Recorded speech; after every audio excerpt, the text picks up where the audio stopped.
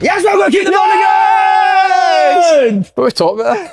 The boys are through. Go and tell that, Andy. No. And Friday night, lads, that was... You're not going to welcome your guests, no? No, come on, but that was so special, the Friday side for these two, wasn't it? I think. Oh, boys, I was genuinely buzzing for the 2 years. What, for a League Cup semi? Oh, come on, mate. It was a quarter final, huh? Yeah, wasn't it? I was at Mad Motherwell, wasn't he? Oh, sorry, he's a Nah, it Motherwell means a man, lot to me, that. You're not going to say hi to Paul? How are you, mate? I'm good, mate. Great to have you on. Paul McGinn, yes! The best looking McGinn in my opinion, no, just saying that. Worst player, but the best looking. There's no way I'm the worst player. No way. Stephen, obviously. Aye, Stephen. Aye, Stephen. What about looks wise? Where are you ranking yourself? I'd say best. Stephen's probably the best now. Me and John are shocking. We've got better for age, haven't we? A lot better. You've definitely got better face. I think you're alright, mate. Aye, now. When you first came to I went to Dundee, the dentist. he used to get... Just give a shout out to that dentist, because if you've ever done that, we'll be the top dentist in the world now. Who was it? Mate, they two are out of order. No, that's what he said. You should bring a list at every dig. He had it. And I always bring up all the digs we've given me the I was like, you've got a cheek at half of them are him. He's bad for it. What is the worst one? Just quickly, can you just quickly name a dentist? Because Charlie Adams will be sitting watching this, waiting to write it down. We'll tell you get code Paul McGinn for 10 hours. Sitting Campbell as well, who'll be sitting listening. Who was it? Fixed him. It's Andrew Coulbard at Heinlein. Wow, what a genius. Phillips Freeway. He is the Mozart of the dentist world, mate. Loads of players have been to me. Aye, loads, aye. I have that. Ryan Jacko was there. Did he? Aye. Cracking on here, wasn't He he? got Rangers fans Jacko ratio. Jacko get his right after Red Rum. You seen Jacko's teeth now? They're bad. What was the worst one they gave you, mate? What was one? Has any of them annoyed you? Loads of it was nonsense. I can't even really remember. He once said I looked like the Scottish Cup. And I'm like... I mean, that's big ears and that, surely. I mean, I've got nothing to do with my teeth. But he can get back as well. Remember, if I was ever slagging out with Dundee, just come up and whisper me, yeah. What was it you used to say? You let Tommy down. You let Tommy Burns down. So... But he knows that to tuck you. So that used to just kill us, mate. So when John was younger, he wasn't really getting a game at St Mirren. He was really small, John. He didn't grow till later. And I think Tommy got wind and he's like, look, we'll take him from St Mirren, we'll take him to Celtic. So my mum and dad went up. You know, come to your house? You know tell that? No, they went up to, I think it was Celtic Park. I can't really remember. And my dad said to Tommy, he said, like, who's the next one coming through? Like, at Celtic, who's going to be the next big thing? And Tommy's like, straight away, Si. Wow, man. Straight away. So every time I said, and then I would be like falling over the ball at Dundee and he would just come out and go, you've let him down. That's evil for him, done it. It's genius. I just would eat about 5 donuts on the way back every time he said that to me, mate. The belly got bigger and bigger. Would you sit in your house and just think about the words he said to you? 100%, mate. Tell my missus, I wouldn't speak to my missus for 2 days after he said that to me, mate. It's magic. Horrendous, but great to hear you on, mate. What's made you now decide to come on? Because we've been trying to get him for a while. Andy just ground me down I said if we start the season alright, I'll come on, but he's ground me down, isn't it? Every week, what you doing Monday? What you doing Monday? And I was like, right, okay, I'll come. But he doesn't know the deep-rooted plan that we're just working our way up with John, innit? He's Mo's next, and then we'll get John. No, his dad's next, mate, for that ball sack. That ball sack should be in the SFA museum, mate. Who do you think the Forest does what a ball sack? So who else has got a good ball sack out there? Up there. That's a good question. Who is there? Brothers? I think there's not many. No. Was Wee Gilmore's brother play? Does Wee Gilmore's brother play Harvey? He plays with. Oh yeah, he's younger, isn't he? That's a good question. Is there any other brothers with Scotland caps? Oh, must have been. The Caldwells. Oh, Caldwell's, aye. That's a shite sack. That must be that must be some size of sack for the size of their heads. Their dads must be Rab Douglas's ball sack, mate. He's borrowed Rab's. Have you seen your dad's ball sack? Have you seen anything different to other guys' ball sack? I'm sure I have over the years, but not for a long time. Right, because you're on the show, we need to know any pet peeves for you in life, anything that annoys you. You're quite laid back guy, I'd say. We were talking about this. I hate when the fans say he gets it. He gets it. What? He gets money off his. That's what he gets. Do you know what I mean? Like, and is it only because the guy kisses this and stuff, and he gets it, but he never gets it if you're getting beat. He doesn't still get it. It's only like if you're winning, he gets it. And I'm like, what does that even mean? Anything else in general life outside of football? My bins get taken on a Sunday, which is just ridiculous. What? My bins get taken on a Sunday. That means Saturday night you need to make sure your bin's out when you're steaming. I missed it there on Sunday. That's just a nightmare, isn't it? Who gets their bins taken on a Sunday? That would do my tits in, mate. No, that's just a small thing. I know you watched the Man City Arsenal game. A pet peeve is that, see this imaginary yellow card that players wave?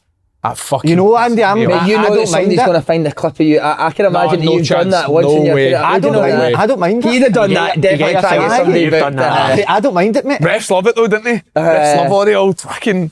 Imagine Dude, what about what me? was it? What What was about- the ref at the Celtic game last week? No, but they book you for that now, don't they? Aye. If you do that, they book you. Do you know, think though, if somebody puts a shocker challenge in and you should be the right to go, by the way, he should be booked? No.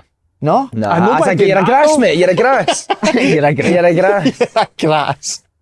You're fucking grass, aren't you? Let's be honest. Aye. The ref's seen the tackle. You want to go, Mate. how good was Haaland throwing the ball off Gabriel? Oh, mate, I was going with that. But mate, Gabriel's done fuck all about after the it. goal, I Boy, did say- boy, shut it, boy. But he didn't see it, did he? His tap was there, he said. Gabriel. Did you hear Haaland to Arteta after the game as well? Yeah, just seen it there. Just stay humble, eh? I know you was He's telling not me giving that. a fuck, Haaland. He's a hero, mate. Mate, I think you didn't watch it.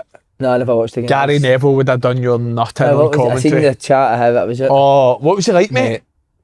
Martinelli's best game for Arsenal this. He played left back for 19 minutes. He said it was his best game. All he did was tackle and try, obviously because of the way the game went. He said it was his best Mate, game he's for Arsenal. turned it, he's gone, Devil. He's turned it to Matt That's second Letizier, off, mate. What about man? I couldn't get the other way Man City were playing. Aye, I couldn't either. What, so you were saying they were just shooting for...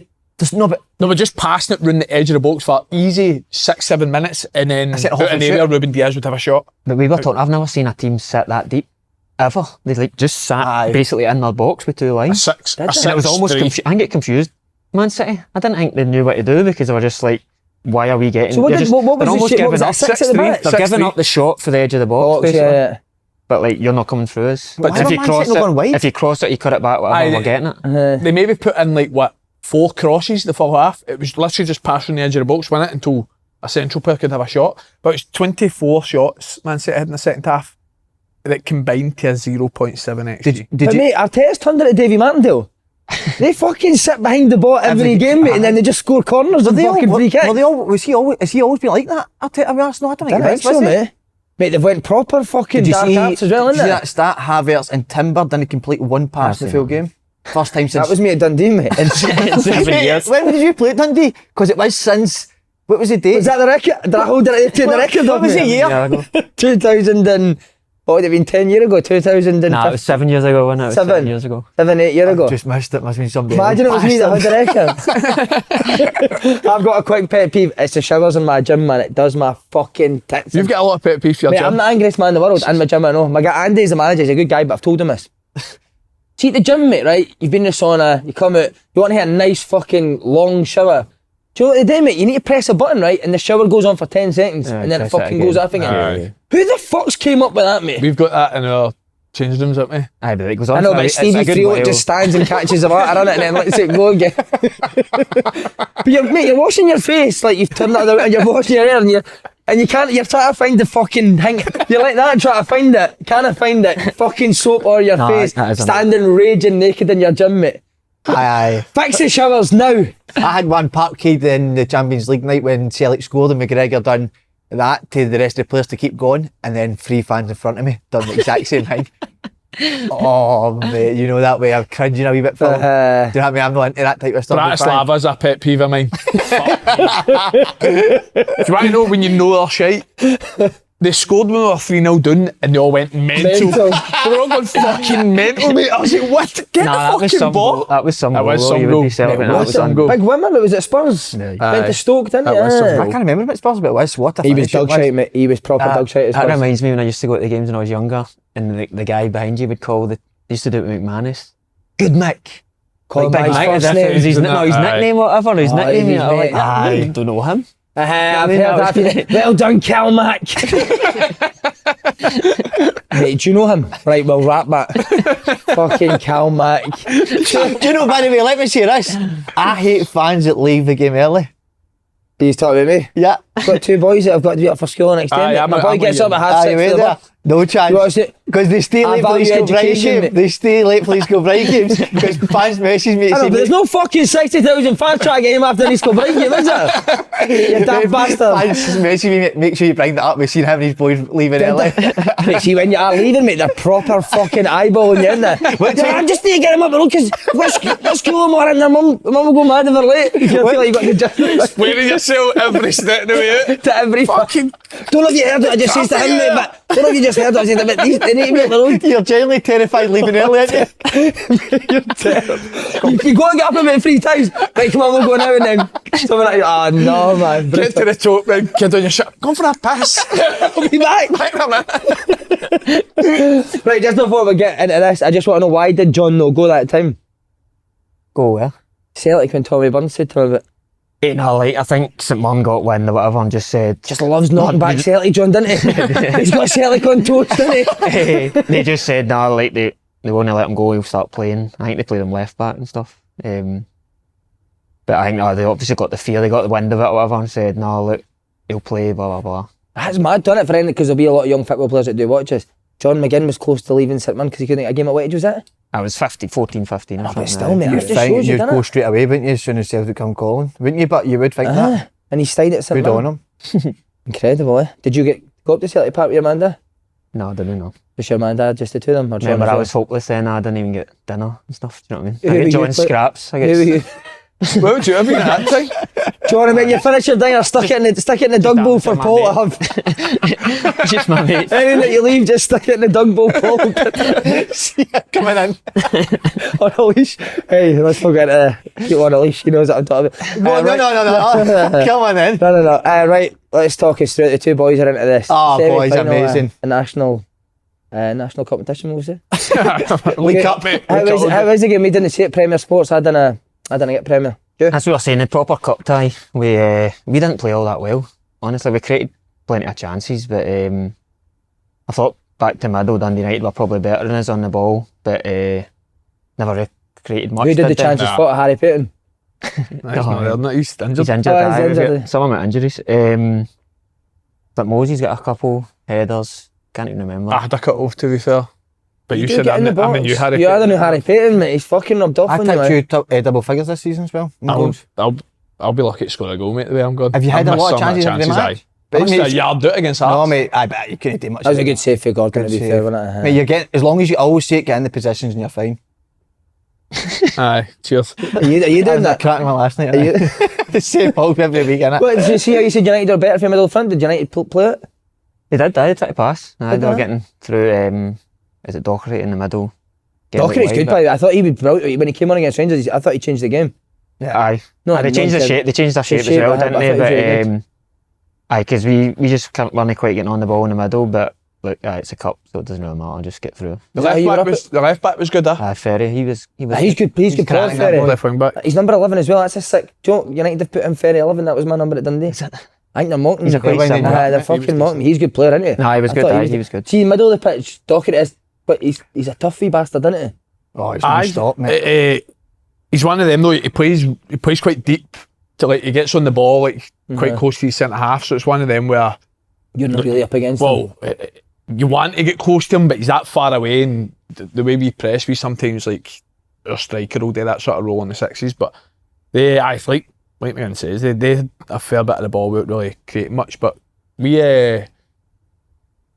weren't great, were we? Which again probably shows the kind of run we've been on recently when you were actually not playing that well in one. Because I didn't think we were that great against Kelly either, and get through the round against Kelly the round before. It's a big British saying that as well, isn't it? Cut. It's a good team, man. You're not playing well and you're still winning. I think especially for like a Motherwell or something though. Aye. I think when Rangers and Celtic, if they don't play well and win, fucking hell, it's Rangers and Celtic should. But yeah. we're 4 wins out of 5, and I still think we've Some got. gone, that. I still think we've got. Like, We're missing loads a of couple of boys years as well, to go. especially I know, you've never up stopped top, fucking aye. talking about it. Oh, Right, yeah, for Motherwell, never Rangers. won What a them. fucking 50-man squad. they won, I know. Aye, right. How was it? I wanted to ask you, how was the atmosphere? No, really good. There was loads there. Friday night, if you win, Friday night's just Aye. perfect. I think it could be one of the best things in football is winning on a Friday night. And being a cup game as well.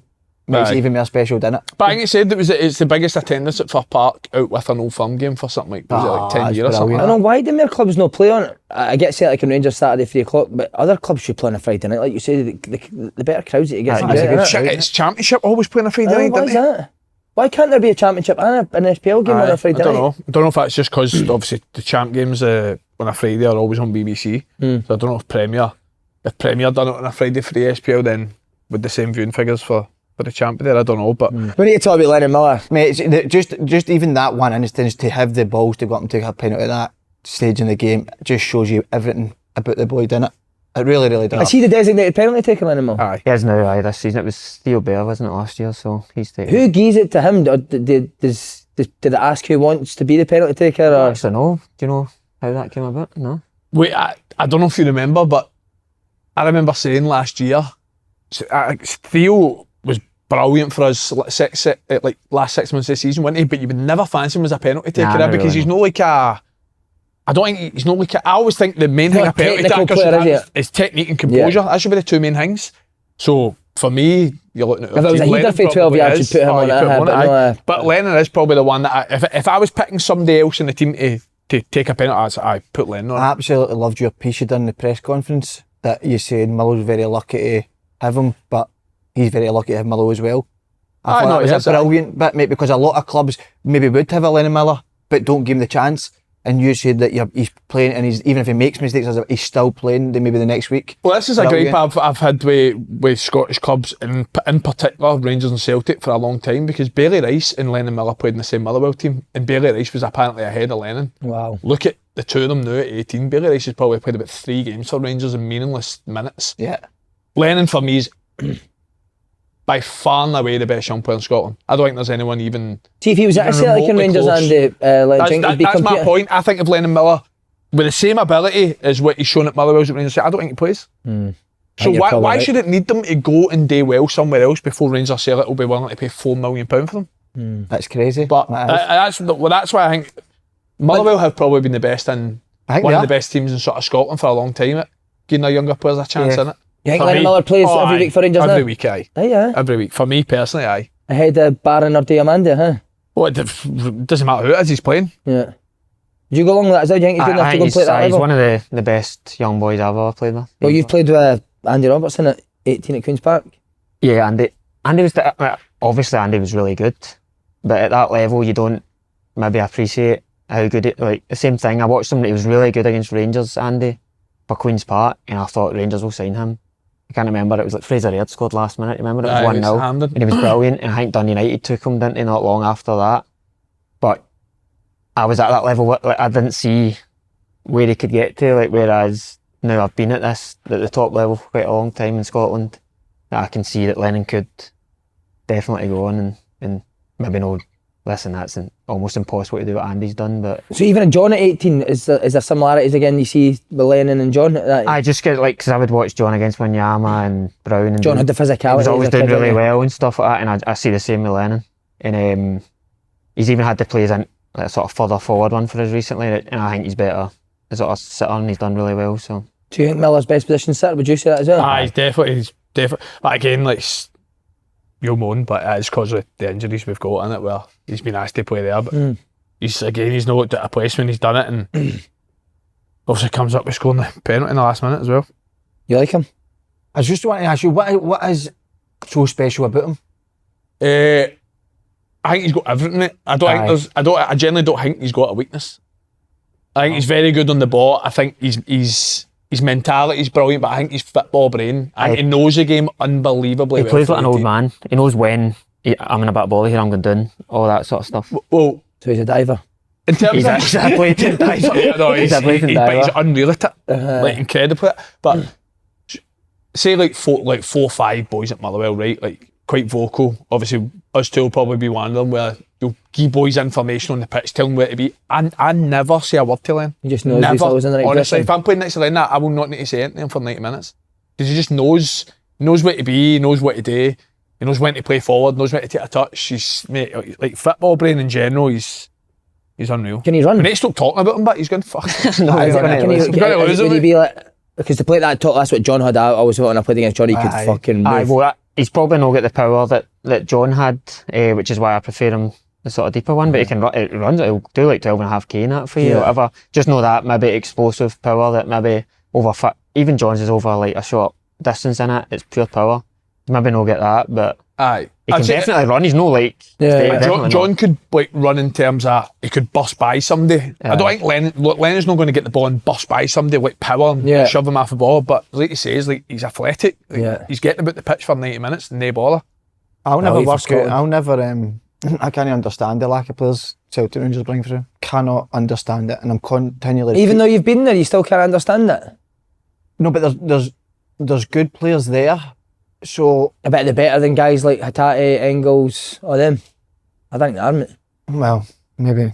Well, if no, then I think then you would need to look at the coaching through. Yeah. How we know producing them players? Do you know what I mean? How they know there? I think they are trying to look at all this because the jump does seem so big now, doesn't it? It's like a big gap between youth teams and there obviously always was, but there was. I don't want to go on about reserves or whatever. I don't want to get into all that, but you know what I mean. I don't know why there's such a big gap. You always like even seeing the youth teams if they play against like Albion Rovers and all that, and they're getting beat. Yeah. It shouldn't really be happening. Should No, it? no, shouldn't be. I agree. But again, you say about that, like Rocco Vata for me, very good.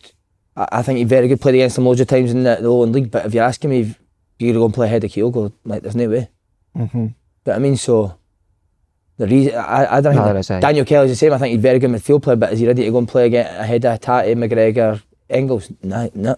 I think it's hard to talk about boys at Celtic breaking through because they've won so much over there. But I think it's probably the worry how little there is in the league. Probably, I think that was a stat recently, wasn't it? They were talking about how little. I would say maybe teams like Hibs and that, maybe where Hibs were known for producing young players. That's probably the worry, isn't it? Because even then, they used to go from Celtic to St Mirren, Dundee, all that. Like it's not really happening anymore. They're going lower or they're leaving early, well early. Again, but even boys are leaving Celtic and Rangers now. When we left Celtic and Rangers, like none of us were good to play for Celtic, but we all went and had careers. But now boys are leaving Celtic, and within 2 years, mate, some of them are playing at Lowland League or juniors. So it does show that they're not. After that, it's a worrying thing for me. Well, that would. Sorry, only go, mate. You're going to play Rangers now in the semi-final. Wow. Fancy your chances? Hey, we gave them a good game at Hampden recently, so I don't see why not. Look, listen, they'll be favourites. Just watch your draw. Did you sit and watch it? I did, because I watched the Man City Arsenal game. As soon as that finished, I flicked on to see the last sort of 5 minutes or something. I actually looked. I was saying that I was looking and Falkirk were 2-1. I said, "Fucking hell, what's happened there?" As soon as I've watched the 5 minutes of the game and then turned on, I was like, it was 4-2 Celtic. What the fuck just happened the last 5 minutes? So I watched the end and then caught a draw. Great semi-final draw, innit? Oh, it's going to be brilliant, mate. Innit? Aye. Like Paul says, Rangers are going to be favourites, but I think it's obviously I think it's decent that we've got there, but we're talking about like you're never going to say at the end of your career, or I got to a Scottish Cup semi-final, League Cup semi-final. It doesn't really mean much, does it? You need to obviously go and do something special, and something special would be beating a Rangers or a Celtic in the semi and getting to the final. And then when you get to a final, you never know what's going to happen. But any time that, even before I was at Rangers and used to watch Rangers play Motherwell, they were always tight games, really, even going in last year as well. Well, you've got someone in your favour. You said that Stevie Friel's a specialist with semis. So you've never seen anything deal with him better. He's the best in the business here. He will not fail in that, I'll tell you that. And Paul McGinn's now the club captain. How's it been, mate? How's it been with the injuries, mate? I'm not the physio, I'm the captain, mate. No, good. It's an honour and whatever else I was telling you. It's stressful with tickets and you're dealing with all that now. Who's the worst for asking for tickets? I can't imagine. It's the local ones in it, Lennon, obviously. So it's all he brings his granny's dog and all that. Did Tony Watt not ask you for 16 one of the games? For his chickens. That's what he threatened. His chickens. I don't think it was as much as that, but I think Tony's going to ask for quite a lot and stuff. But what kind of captain are you? The one that would just go fuck off, or do you try to be quite accommodating? Within reason, like especially if you're not in the squad or whatever, you get last. You know what I mean? Your last choice. If there's some there, I'll give you it. But alright. I've not really changed much. I don't. You'll be able to say more than anything else. I'm not the type to turn into William Wallace now that I'm captain. So he will. He'll do it for an extra 50 quid an hour. I'll take you up my ribs. Is it worth the hassle for you being captain? I was captain at Peter. I don't think you should be doing the tickets, Si. I know. You're the captain. There should be a ticket person there. I don't think you should either. It should be football. If doing football things, football reasons, no dealing with tickets. How did you feel it when you were hated being captain? Did you? Hated it. And what way? Like you say, you didn't get paid anymore, mate. See, not that. We're going to give you an extra £200 a week to deal with the tickets and all the shite, right? I don't think it's for the same dough. I don't think a player should have to deal with the tickets. Nah. Especially if you're young and you're captain, it's great for your potential moves or whatever else. But now when you're a bit older, you're not getting the value at it probably that way. But nah, look, it's still brilliant. You're the guy leading the team, and I'll be the one leading them. Hopefully. Did I ever tell you here to take Frank out for Dundee games because I couldn't get a game? Remember that? I remember taking him out. Aye. I couldn't get a game, so Frank used to come to the games and I'd get to McGinn was block out with my boy.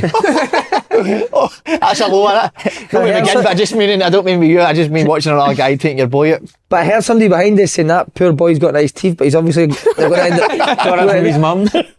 See when you're the captain, do you feel yourself changing?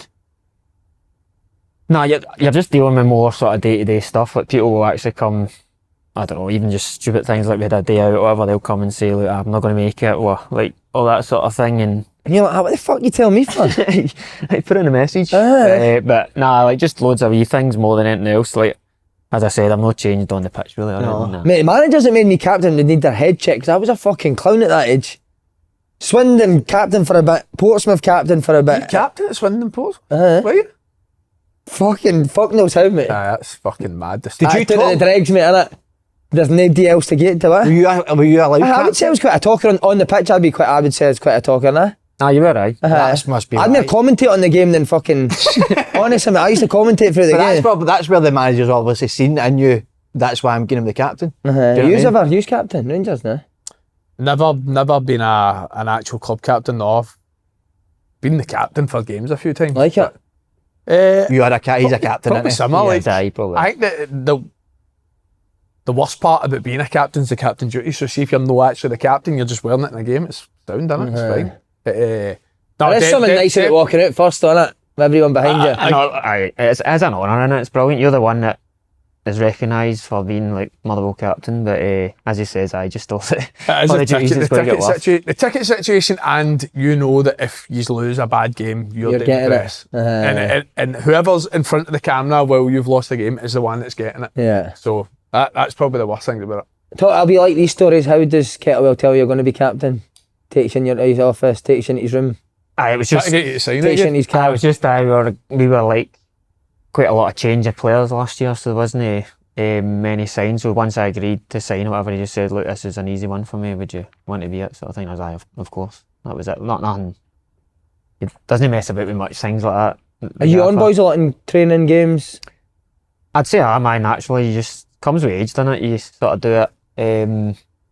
Can be a moaner as well, you know that. And but I've not changed. I just like to play how I have, and I think that's why you're picked in the first place. So don't change much of what you're doing. How good's Kettlewell? I think he's really good now. Right up there with the manager of Whitway? No, he's definitely up there. What attention to detail you saying how you think similar? Loads. And you just know what you're going to get. There's no change. Like even we went on a terrible run last year, and it's like if he's giving you the days off, it's no based on you being beat, you're an extra. Things like that, it's counter beneficial. I don't think it does anything for you apart from annoy the wife or the family. Do you know what I mean? They've got plans and they need to change it all. It doesn't do anything. Doesn't, like, fans will say, they should be in or whatever, but to do what? I know exactly. No benefit. Like that. He does Rodgers was the first I heard that. When he first came to Celtic, he done a monthly plan and it would never change regardless of results. Because any other manager I had, Dave Freak, he's in tomorrow. Aye. How? For what? Fuck, my legs are fucked. What are we going to do tomorrow? We're not better doing it on Monday when we're meant to be doing it. Aye. Who's the characters in the dressing room? Steve Seddon, probably. Aye, there's a boy Seddon, from down south. Boy just signed in the summer. Aye, Steve what? Cannot stay quiet, Steve Seddon. Seddon. But like for the day he joined, like just non-stop. How loud is he for like the day he walked in the dressing room? He's funny though, he's funny. Proper good guy. English boy? Aye. English, Here we are. What part? Reading, I think. Oh, is he for Reading here next to Sunderland? You always see, I've noticed every video Motherwell put you two roles together. You's are proper tight, ain't you? I used tight, huh? You's are. Every video I always see you walking out talking to each other. Right. And probably biggest Celtic family meeting, biggest right. You're bringing the city together. We drive to training together, so that's. Oh, do you? I know. Just the two of us? Nah. Who else? Boy Shane Blaney and what's Tony now? Tony. Sorry, mate. Up with the car schools, is it one of the best car schools you've been in?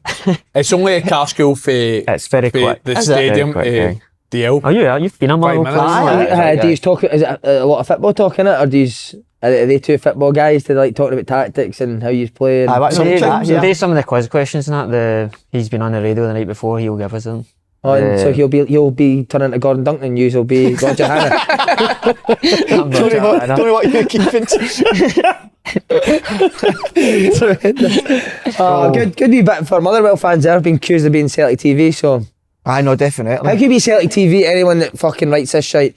Ryan Jack's been on it, Jamie Murphy's been on it, talking about Rangers for fucking 5 hours. And How could it be Celtic TV? The Coopman show last week, obviously Celtic had just played, Rangers hadn't played that week, or it was because of the game had just been in the Champions League, so that's why we were talking very heavily on Celtic, and it was an unbelievable I can't performance. believe you usually let the fans get to you. I know, I was going to say, Somebody, you're going to get it was pissed him on that told me he keeps getting called Celtic TV. Aye. Stop I'm telling me that. I'm going to Right, next segment. Celtic under 13s won 3-0 at the weekend. What did you make of the performance? That's where he's the best, isn't it, the wee man? Steven Naismith sacked after 8 defeats in a row. We were just talking about off camera life of a football manager in Scotland. Are you surprised it's happened, or did you see it coming? I seen it coming. Can't go on a run like that, no way. But do you need to take into consideration that he did finish third last year and also he's had to balance Europe for the first time as a manager? Could you have given him a wee bit longer now?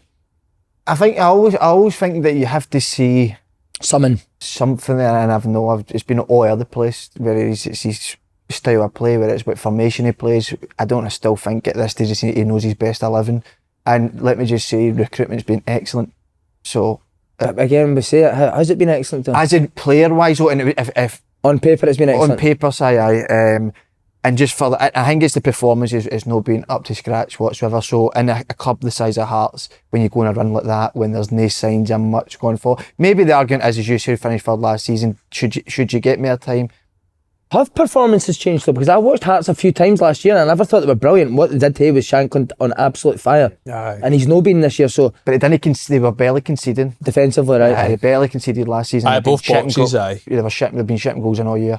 Shank's gone 30 goals a season, and they had the I can't remember if it was actually that they had a better defensive record than the Rangers, but it definitely had the second or third best defensive record last season. Whereas this year, it's like you said, it's not even just the results, it is the performances. I've watched a decent bit of them this year, and out of all the games they've lost, I can't even think of one where I point to say, oh, do you know what, they should have won that though. Because St Mirren at the weekend, again, only based off the highlights, looked as if St Mirren had more chances. When we played them at Motherwell at home, we were by far the better team. Was that a 3-0 game?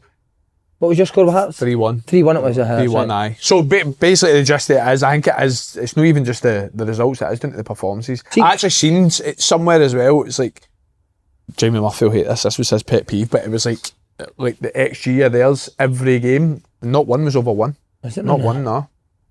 So again, as much as you could say like, oh, Shanks isn't firing, doesn't seem as if they're creating chances for Shanks to score goals. I couldn't see right at the start of the season though, they have a brilliant performance with Rangers at home, and then they play Dundee the next week, and everything just changed. Formation changed, and I remember, and in his interview after the game, he didn't put anything down to that. It was sort of almost in the players. It was the players. I couldn't work that out. Telling you when it went fucked, mate, when he started doing that Leyland Scott hoodie. That's when you know you're not fit. Feel good in a Leyland Scott hoodie. That's when you're no thinking straight when you're putting that on. And your head's no clear when you're putting that on. So you obviously were there last year, Andy, and seen them a lot last year. Was there any change in terms of like how they played? Were they trying to play it for the back, maybe were they trying to press differently, or was it a continuation of last year for what you've seen? Not so much for what I've seen, but again, it was hard. So obviously it was only the first 6 months was there and I was never really involved. I always said that I enjoyed his training. I enjoyed it. So as much as it was one of the hardest 6 months of my career, I think it's worse if you don't enjoy going into training every day. And so I used to just go, enjoy the training, but I would, at that part of me knew, like, I'm not even going to be involved at the weekend, so it doesn't matter. I would just obviously getting out in January. But in terms of the games, I think they had a lot of obviously decent performances last year. In terms of the style, I don't see too much difference. What I have sort of noticed so far this year is they have changed shape more than anything. But as in game to game, started with a back four, then they've changed to a back three, then they went to a back four again a couple of weeks ago, then they were a back three at Celtic. So again, there's no continuity in terms of the team that's on the pitch, the shape, style. So the players do not hate that. Managed to put a run together. Aye, well, you only hate it if it's going the wrong way, doesn't it? You don't mind if mate, even if he were winning all the time and he kept changing the shape, I would do my tits in. But see what I will say in terms of, so everyone keeps saying about like the so you're going to hold my hand. Sorry mate. As in terms of like the change of personality, the Hearts players have got to be honest to say not one of them's probably done enough to stay in the team every week. So he's probably, Steven Naismith's probably changing the team to try and find the players that he can trust and then say, oh, do you know what, that's my best 11. But like Man City change it all the time, don't they? They do. Their They change shape? it. No, their shape, Personnel. but Personnel, personnel. And they'll not be moaning because they're winning all the time. Like, they'd obviously rather I'm just in every week. But, But see, when they change, it's the same. no, It's the same thing as Aston all the time, innit? do you know what I do think though, that it's not really spoke a lot in terms of with Hearts, is I think we spoke about this, is there'll be a lot of players at Hearts that are expecting to play every week and they'll turn up every Saturday and they're not playing. And that's why I think sometimes, see, when you've got a really big squad, it's hard to keep players happy. And then See, that's why I think Guardiola's a genius, mate, innit? He's got the best players, but he needs to keep the best players happy when they're not playing. And then even how does Sander Clark feel? Out in Awell's just been number 2 because of one injury when he missed one game against. Do you think decisions like that can affect the dressing room as well? again, it's only things you think of it when you start getting beat. That's It is true. the only thing. No, but I think it can. If you like, I'm not saying for a minute this has happened at Hearts, but if a big personality's been dropped and finds yourself out of the team, it can affect the dressing room because definitely. they can just turn toxic, can't they? Yeah. And I'm not saying for a minute, I know, especially with Xander, because I know he's farfy like that, but stuff like that can affect the dressing room. Yeah, players start to ask questions, didn't they? Right. Who'd be a good fit? Sorry. I know exactly what you said. Managers, who do you see being a good fit, as Si just said? But I think the Tony Bloom thing, if you could get somebody for abroad based on their data, I think Do you think he would 100% go that way, with it. Si? But if no, and it's going to be a Scottish decision, I'd go with John McGinn. I was just about to say John McGinn, but I 100%. tell you right now, I guarantee that Hearts fans wouldn't want John McGinn. Why not? Because he's been there and they want something fresh, they want something new. But see, when he was there, Andy, I don't think he was anywhere near as good as the manager he is now, I innit? think anyone that's probably worked with him, he would say to He's himself. changed his style as well, Aye. hasn't he? That was like under Rodgers and stuff, wasn't it? He But changed see, it. when you speak to any of the Rafe boys that played under a Falkirk, that played under, mate, they Aye, can't love him. believe like how good he John is. McGinn at Hearts? But it was like he was a youth team coach, and then somebody got some when Romanov and that, and he got put in the first team. Or is that when he came in? But like I say, we hadn't went and worked. He was pretty much long ball, mate. He has He changed. used to play against that, it. innit? He has admitted that. Like, when you look at that performance, he of had like players like Callum Partis and all that. Was that not at the time that suited? You know what I mean? You play with what you're suited to. Yeah. Aye, he was maybe. Aye. But again, Hearts are looking for this style of player. Yeah, He yeah. brings that. He's been successful doing it.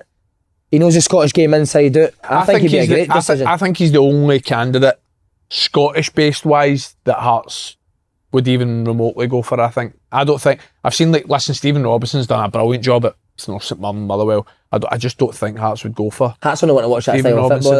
Robinson. Well, that's my understanding of what they say they've wanted over the last couple of years. I wouldn't imagine that Stephen Robinson would kind of fit that. But other than John McGinn, I think they might look at like Aberdeen and see what Jimmy Taylor's done at Aberdeen and think, oh, do you know what? That's probably the way. Because before Naismith, they nearly hired they went for, I think it was Spanish or something. The guy. Can't remember his name, but that's who it was between going over the summer. I can't exactly remember who it was, but it was definitely a foreign manager, and then obviously they went with Naismith. Well, I've had a few Hearts fans saying about Dylan McInnes.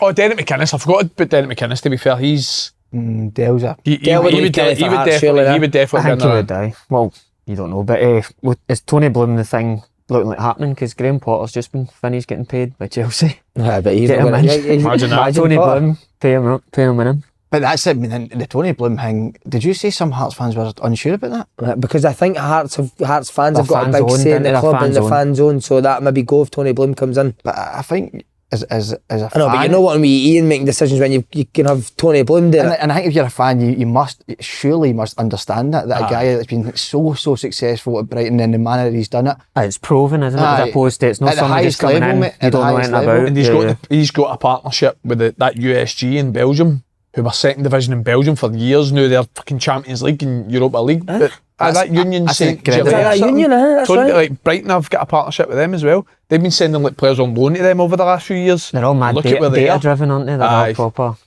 Listen, Mate, it's he'd a be buzzing if he was fucking coming in. no-brainer, aye. I mean, they could No-brainer. end up challenge. I'm telling you, they could challenge for the tap. I'm telling you, if he comes in.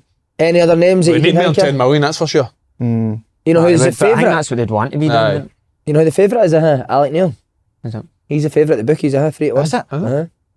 I think it's all depending if Tony Bloom, what's the deal there, when he gets it or not. Do you know what I mean? I think it'll be depending on that. If he gets involved, then I think he'll be looking maybe abroad or. What about this? Tony Bloom, you talk about Graham Potter, who they would never get, but Billy Reid was his assistant for Aye, years. enough, aye. Could that be one that could happen? Oh, Nah, man, just thinking outside the box here. I don't know if Remember he banged his head off the Hamilton Oh, target, mate? brilliant. One of my favourite. He's a That's No, a did great they guy. not, did they not jump on it to hold on to it and then fell? That's right. You can't find it anywhere, mate. He's banned that for the web. Oh, is it not on the web? Can't find it anywhere. The web. The web. St Mirren, what a result.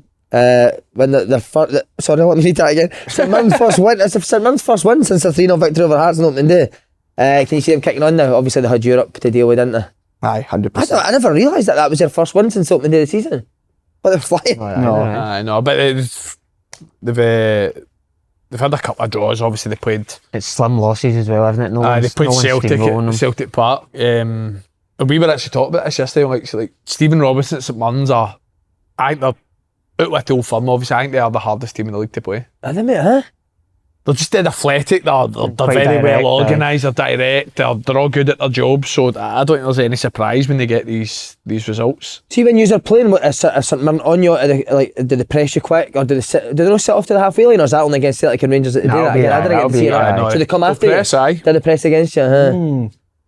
Plus, obviously, we don't have as much possession as say a Celtic or Rangers, so and they're pretty direct. Like they'll get out their feet and they know how to play it that way. And we said Killier can be similar at Rugby Park, and it's really hard there. But he's super organised, isn't he? Robinson Stevens sees it now. He's in there and he sees. Going to say, is there any chance? Have you seen what's happening? Dermot O'Carroll's got to Newcastle. Under 21s manager. Is there any chance Stephen could maybe get in? Just break it on the channel for us. I don't know. He does know. He knows Excuse something. me, exclusive. Just make it up. He knows just say he's something. getting it. Don't just say it. Just say he's getting it. We'll let it out. No promise idea. No idea. What's he doing in there? He's 18s coach, I think. 18s, him and the guy Craig McLeish. That's He's obsessed. Jamie Murphy's pal, isn't it? Aye, Muff's pal. He's, Right.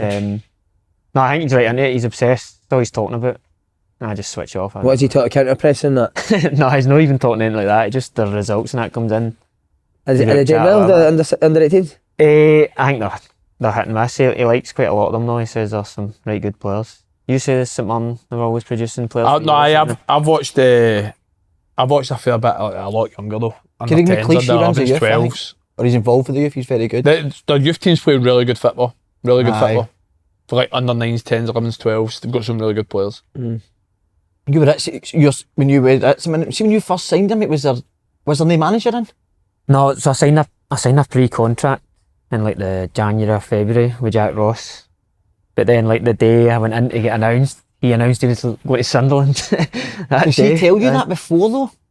Nah, not really. Like he's busy. Do you know what I mean? that's all Well, that was January. I'd signed it, so I'm coming anyway. Do you know what I mean? So he didn't leave till they won the league or whatever else. But it was just the day where you go in to confirm or whatever, the same day. But it didn't really bother Tell me. me, did he phone you like before to say I'm just going to Sunderland? Well, Stephen was there, so Stephen, he must have spoke to him and he was telling me, he's definitely away sort of thing. But that just puts you in the same boat as everyone else in. Do you know what I mean? So I don't really mind that. Yeah. So you had a team that had won the league. So you'd maybe went in and not been, you'd have played So the his right team, you never, like, do you know what I mean? Whereas then I'm now in the same boat as everyone else. But I'd be gutted with that, mate. it's obviously no ideal because I'd worked with Jack Ross before, so he knew me, so that's how he'd signed me as a pre-contract. He was at Dumbarton. when I was there. Again, Paul was part-time at Dumbarton. What was your job again? You had a good job, didn't you? I worked for Morgan Stanley. It was not a good Other job. but boy. I hated Doing it. the teas for the guys that did a coffee, wasn't it? Aye, At Morgan all the Stanley. money, man. Aye. And you were a postie before that? Posted before The it. dream aye. job, man. I loved the post. The post was amazing. That's like a football dressing room. Is it? No what, joke. in the post? Aye. In It's the not post? like when you go in and you're sorting all the. Aye. Uh-huh. That was like that. Aye, similar. Any horny housewives? No, sadly not for me. You obviously have a dollar I've been at the dentist. I've been at the dentist. Room 28 At the Crown Plaza. Oh, the noise coming through that. How did you find that part-time and working hard? We were just talking about really hard. We trained like, so I worked like 9 till 5:30, and then we trained 8 till 10 at Tory Glen and stuff, and it was just like, so I remember thinking to myself that if I don't get back full time the end of this year, then I'm done. This is going to be my life. no, probably no. I'm not staying doing the part-time thing and working. What, you were just going to chuck it? Maybe. But it made me determined. I thought I've got a right good chance. We're a decent team. We're a good team. I should look quite good in this team. I was expecting to get back, if you know what I mean. Yeah. But I thought if I need to do this for more than 6 months, no way. That's incredible, isn't it? I did find part-time so hard. It's tough. And at training, you're not getting home at 11 o'clock, you're maybe eating a Domino's on the way home. I know, but you still do that now and you're not part-time. And I love So it. we were the champ as well, so you're playing all the full So time you were teams. playing So the you're full-time like, I teams. was like, I remember sleeping in the car going to Falkirk, and then I don't think it was McGinn yet, but it was like getting popped off Falkirk for 90 minutes. I'm like, this is a nightmare. It's a nightmare, but we were good. As I said, it was a good Dumbarton team. And Ian Murray was the manager, wasn't he? And Jack Murray, Ross was the assistant. Yeah. Wow. Do you know that? Do you know did you know these? I was you bastard. But you again, I don't think you mind me saying this. You always said like Jack Ross would do a lot of the coaching, and it would be Aye, a lot of well, his type of philosophy. But I thought they worked well with that in terms of Ian Murray just came in and made the sort of hard decisions, didn't mind annoying anyone. And then I think when Ian Murray moved to St Mirren, he never had Jack Ross, and it never quite worked as well. Plus you're going full time, it's a lot harder, but Why did Jack Ross not go with him? I actually can't remember where he must have went. I think he went to Hearts or something. It was Right. something like that. He'd like already left. Aye, Jack Ross, I'm sure he went with Robbie Nielsen, no? I was at Hearts, Sure, definitely. what went to was it? Hearts. He went to Hearts at Did he always like you, Jack Ross? Obviously, if he came and signed you. I had done really well at Dumbarton and stuff, so I signed me for St Mirren and again for Hibs. Would that put you off if you signed with a club and then when it's happened, the manager's no longer there? No, if I'm doing fucking 2 jobs and training at night, I wouldn't care who the manager was. You Mate, could I'd get just a be fuck with buzzing. your manager. I tell you what though, I think it's brutal when you do get along with a manager you really and they get sacked. That's fucking... Aye. When Stratton got sacked with Middlesbrough, I was like, oh, I'm fucked. Knew straight away I was fucked. Because of the Scottish thing as well, he liked you obviously. And he'd signed me, I was young. And I probably had no right to be playing at that point, but he was playing me. I was like, fucking, I can't believe I'm playing. And I was like, as soon as he gets sacked, I was like, I'm not playing it. And was that the case? And the Aye, talk was straight that away. you should sign too many Scottish Scottish boys. boys, That was the 100%. problem. So the next manager, as soon as he comes in, he's like, we're getting rid of some of these Scottish boys, aren't you? Exactly. Which, by the way, probably get rid of 90% of them, aye. Did he, huh? Boydie left, Tomo left, Bad Mick eggs. left, Willow left, Lee Miller left. It's only Barry Robson, aye, really. I think it was Robson stayed, didn't it? Me, Just Bar- cleaned me- them all out. Fucking me, hell. Barry Robson and Scott McDonald. I know he's not Scottish, but obviously came from Scotland. I think we were the only ones after that. Big changes, isn't it? And then Stubbs comes in. Didn't last long though, did he, mate? No, so obviously he'd been John's manager or whatever, so I was Hibs, pretty yeah. happy. I'd been pretty successful, and John said it'd be good, thought it'd be good, and he was asking me here how I thought it went wrong. It was recruitment really. I think maybe underestimated. So I think we signed 2 or 3 boys from non-league England and stuff. You know, It was paying like- dough for them as well. He paid a I transfer bought, fee, we didn't bought he? that a good, which is rare for St Mirren at the time, and How much was it you spent on him? it was 75 Grand. grand, and it was just Was he it's Dutch? already hard coming up. Was he from- shite? I don't know who he plays for now. I'm not sure. Right, was that? So we'd already came from the champ. So you need that like experienced player probably coming in, and we were getting boys that had never played in Scotland, and definitely not at this level. I don't know if you just thought.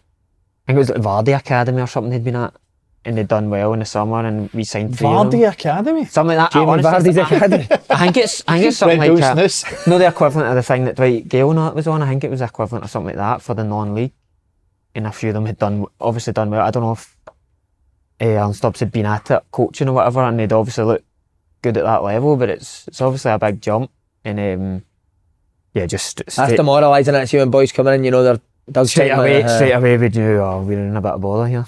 You could be the best manager possible for a club, but if your recruitment's wrong, you're fucked. That's innit? tough, mate. But why would you go down that route? That's the bit that destroys me even now. Why you would go down and spend money on these guys? Why would you just look at your academy then? I know. Or Man, even spending just dough on Scottish. these non-league guys. That's probably my biggest gripe with that. With the And youth. there is definitely, I've said it so many Thanks, times, there's aye. a snobbery towards Scottish players, isn't there? Where 100%. Everybody wants this fancy player for Aye. Scandinavia, Portugal or Spain. We talk about Derek McInnes all the time, don't we? Aye. Obviously what Tony Dockett's done at Dundee. Sometimes they just sign the players that have done well in the leagues and do well for them. Did you think it was? Did you think it was strange that St Mirren then hired the janitor for the Vardy Academy at Oran Kearney? Was he a school teacher?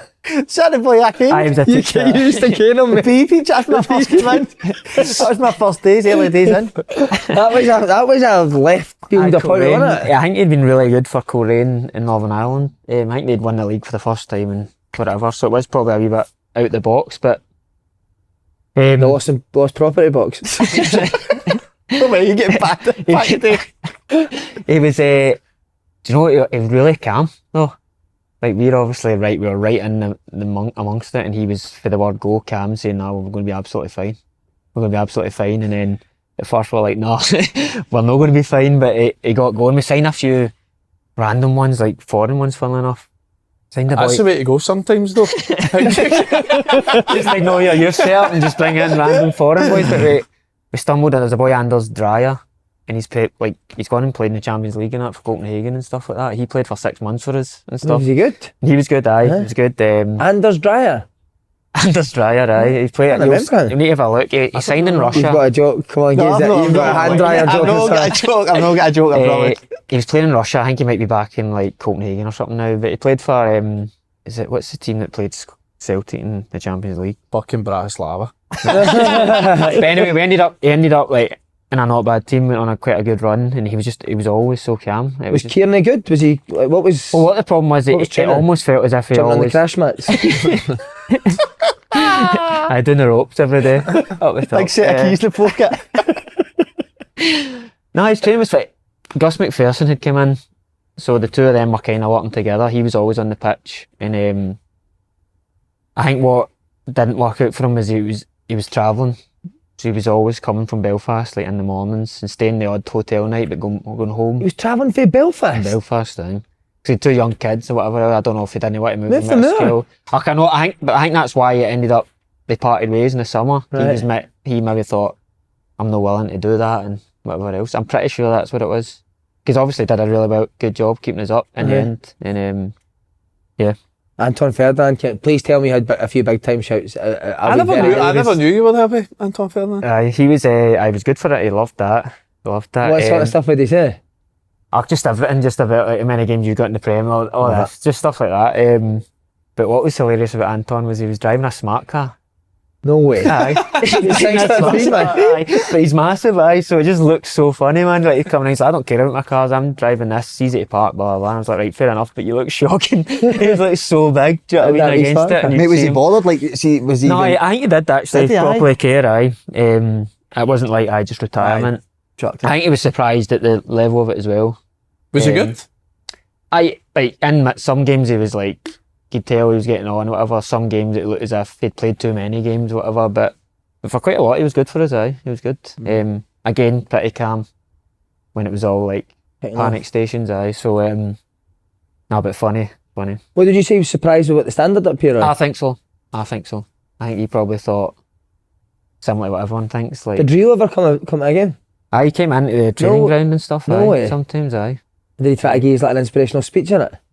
No, I don't think he even looked in any other directions. Rio would just come and watch training? He just came in sometimes with, I don't know if it was the representative, the agent or whatever, he'd come in and see Anton sometimes, aye. And you ever get a night out of that one? He never gave us any. I was trying to get some money out for a night out. I tell you what, he said a night out with some like big dogs, him. Who have you had a night out with? Who, me? Grealish got to be. Aye, well, Jack, aye. Jack. He's a madman. See? So, I should have known. Have you got his number? No, I don't think Talk about big time shouts. I was caning his boots at the start, seeing the worst boots you've ever seen. What were they? Jack Grealish gave us these. Give him his Puma boots. No way. I was sponsored into it, so he gets hundreds, aye, so he sent us some up. And aye, they did look shocking. The white ones are alright, but the blue ones are like, aye, they only come out for training. They were pure dark blue with like a claret and amber kit, mate. So dark blue with that colour with the boots. That's shit of hell. So who's your night suit? Who's the other big names? No, I think he was just really. Was Grealish so big? That, is he top man, Grealish? Aye, brilliant. Jack, I was going to say Jack there as well. Grealish Jackie G. Grealish does seem like a pure legend though, doesn't he? Yeah. Just a pure normal boy the way he goes about things. Aye. Is Jack Grealish's box and John's box not right next to each other? It was at the time, but obviously he left quite. But at Villa it was right next to each other? Pretty close, I think. So the family's close as well? If I see, like my mum probably is more than I hardly ever get. Our games are always pretty much the same time or whatever else I'll hardly get, so. There's no way your mum and dad have ever chosen one of your games over going down to John's games, is I do, but it's just total gesture, innit? They probably toss a coin and whatever and then have a losing, so you're raging. Paul, we need to go. Toss it again. Oh no, tossed it against Stevens 18s with St Mirren. Oh man, who's the closest you've been like to that? Who's your biggest name? What that hung about with? Aye, and a family's not a tight way. What? Like they're tight way. Grealish and that's David who Clarkson you used to David do it. Clarkson, I mean, what are you saying? Who's party? So somebody, like through somebody, you know, if that makes sense. So like maybe somebody through Charlie or somebody through Aidan or something Aye. that you've met. Fucking got one? don't Oh, put a wee man on the spot I here, think man. I've got- He's fried. I'm not interested in, but I just like hang about men mates. I don't think I've got one either. No, I've not got somebody that's yeah, Flecky. Blakey. Huh? Right, when you get me a bit out of Grealish, so like, what, Okay, man, you're not. is he a good laugh? Is he a bit mad? Is he as he seems like? Does he get steaming? He loves it. Loves aye, it. But he's having a kid now, so he'll be a lot calmer now. Has he been out in Glasgow? No. No, came up to Glasgow now. Doesn't like you that much. So did you have a good time with someone? Did you do well? I won the Player of the Year, whatever the year Course you before. did. Go on, we, mate. Go man. on, Paul. I had a good time. That was a tough season as well, so that was probably one of the more prouder seasons because it was like dragging us. Well, there's a few years I felt it dragged us sort of away from it. I dragged us down, then dragged us. Remember away. we were playing. We were at Dundee and he was playing right back and John was playing left mid and you tackled John. And John Yeah, I went down stopped. in the game and he stopped to ask him if he was all right. And St Mirren nearly went up and scored and Paul who was going up. I actually did it. Like I won the ball. It was like a good tackle. It was, but, it was like, a- it was but a he hard- like it was a hard one, and he like screamed. He's like, yeah, fucking was for that. It was even after the game. He was going mad. kept wasn't going on It was about it, like, didn't he? We won 1-0. We won 1-0. And that's my pension on the floor. We do need to speak a wee bit about John. You went over to the Euros to support him and watch him. We met you in the fan Had the park, fan, didn't but we? you weren't having a pure heart to heart. He wasn't even fucking re-signed at Motherwell at this point. I was messing through it like. He was telling me he was leaving. Telling me he was leaving. I was trying to get a word with him and mate, you were tuning his ear off. We couldn't get a word in, couldn't we? No. What What were we you talking about football, I think. Aye, you were right. It was and, heated, mate. Hades coaching head. Aye. Put it in the That must have been, world, that, generally though, like that must have been fucking unreal to go out there. So you're like, man, your bra fucking playing with Scotland, you're watching the Euros major tournament. At that point in time, you can just go and enjoy it and have a drink and can experience the full thing. Every song was McGinn, every second. Aye, When the mate. fans just Even when I sang. came in the thing, they started singing it with me, and I'm like, I don't know what to do here. No idea what to do. But they're singing Paul McGinn. I just like, your shame bell. Mate, that must be some feeling though. See, because that is Scotland fans' hero, innit, John McGinn? That No, it's must be amazing, but incredible, I mate. do still really get proper nervous watching, genuinely. Do you, And, mate? aye, and I just, Even when he plays for Villa as well, or just Scotland? I think it was probably more Scotland this time. I still get nervous with Villa, but they're really good, obviously, Villa as well. But Scotland are shite. no, but I was just really worried that they didn't do themselves justice, and I felt it kind of went that way, sort of thing. They lost a few boys right before it, and I thought this is going to be right tough. Germany's know who you're after, first game, all that. I know this is like the obvious question, but did you always see John going at the level that he has? Do you know what I mean, you wouldn't? Would Do you remember me, you, Gary Harkins arguing in a pub in Glasgow about John? And Jamesy bet me he'd play in the Premier League and I said he wouldn't. Oh well, no, I don't remember. Do you remember that? Was it Dundee on a day? You said he wouldn't? Yeah. Tells you my football knowledge, mate. I said he wouldn't. Because we played him at St Mirren that year, and in the games that we played, he wasn't brilliant, was he? We'd actually done quite well against that. But they had a tough year that year, man. A tough year that year, that's right. That was the year they went down. But Jeebsy's seen it, mate. To be fair to him, Gary Harkin said, no, John will definitely play in the Premier League. So guys like him seen that John would go to that level. Did you as well? I remember thinking, like when I watched the games against Celtic, whatever, I was like, surely they're going to just take him as that's a no risk. Yeah. Like, he's done really well against them. This is a no risk. And then down south for Aston Villa, I thought they were still in the champ at the time, sort of thing, and I think they were mid-table. But they made a right good few signs. They got the Americans came in, whatever, and I thought, oh, he's got a right chance now. But even then, you're just like, every year the money you spend, it's to be at the top of your game for that long is unbelievable. Yeah. Really, do you know what I mean? It's so tough. And capped. You've never seen. I don't know. You've never Captain's seen it. You've incredible, never that. seen it. If I said, like, even Jeebsy might not have thought that he'd get to. Do you know what I mean? He might have thought Yeah, he played get in to the play, Prem or whatever, but no like, stay at the level be he a bit has. part or whatever. Do you know what I mean? No. But even that, like, I always remember, obviously we were in the championship and that Hibs team. I still think I don't think Hibs have had many better teams than the team they had in the champ Nah, that year, because spot on, I always remember the midfield four when it was John, Scotty Allen, Fraser Fyvie, Dylan McGee, and Davy Weir, who was obviously assistant at Rangers at the time, loved John. So see, any time you would do analysis before the Hibs games, like a lot of it would be about how good John is for Hibs and how to stop John with anything that was going through Hibs. So, but again, similar to like you knew he'd kick on, but I was probably the same with everyone else. Like, we'll go to Celtic. Do you know what I mean? Yeah. I wasn't there. Because he was brilliant with Celtic. Going to go down. Sorry. He was brilliant. See, the season he was brilliant against Celtic, and I remember at Parkhead, I was actually with Melissa, and he was up against Scott Brown, and it was a proper like. You said you were close to saying he was better than Scott Brown, and you shat it. No, it was like a proper battle, and then Who got the better of who? 50-50. horrible wee question that, honestly. He's a dirty wee fucker, man. You're a dirty wee fucker. And John scored 2 crackers that day. So he did. But that season, I think they played them in the semis at Hampden as well. And as you said there, Andy, I thought it was a no-brainer. It would have been Celtic. He always had that.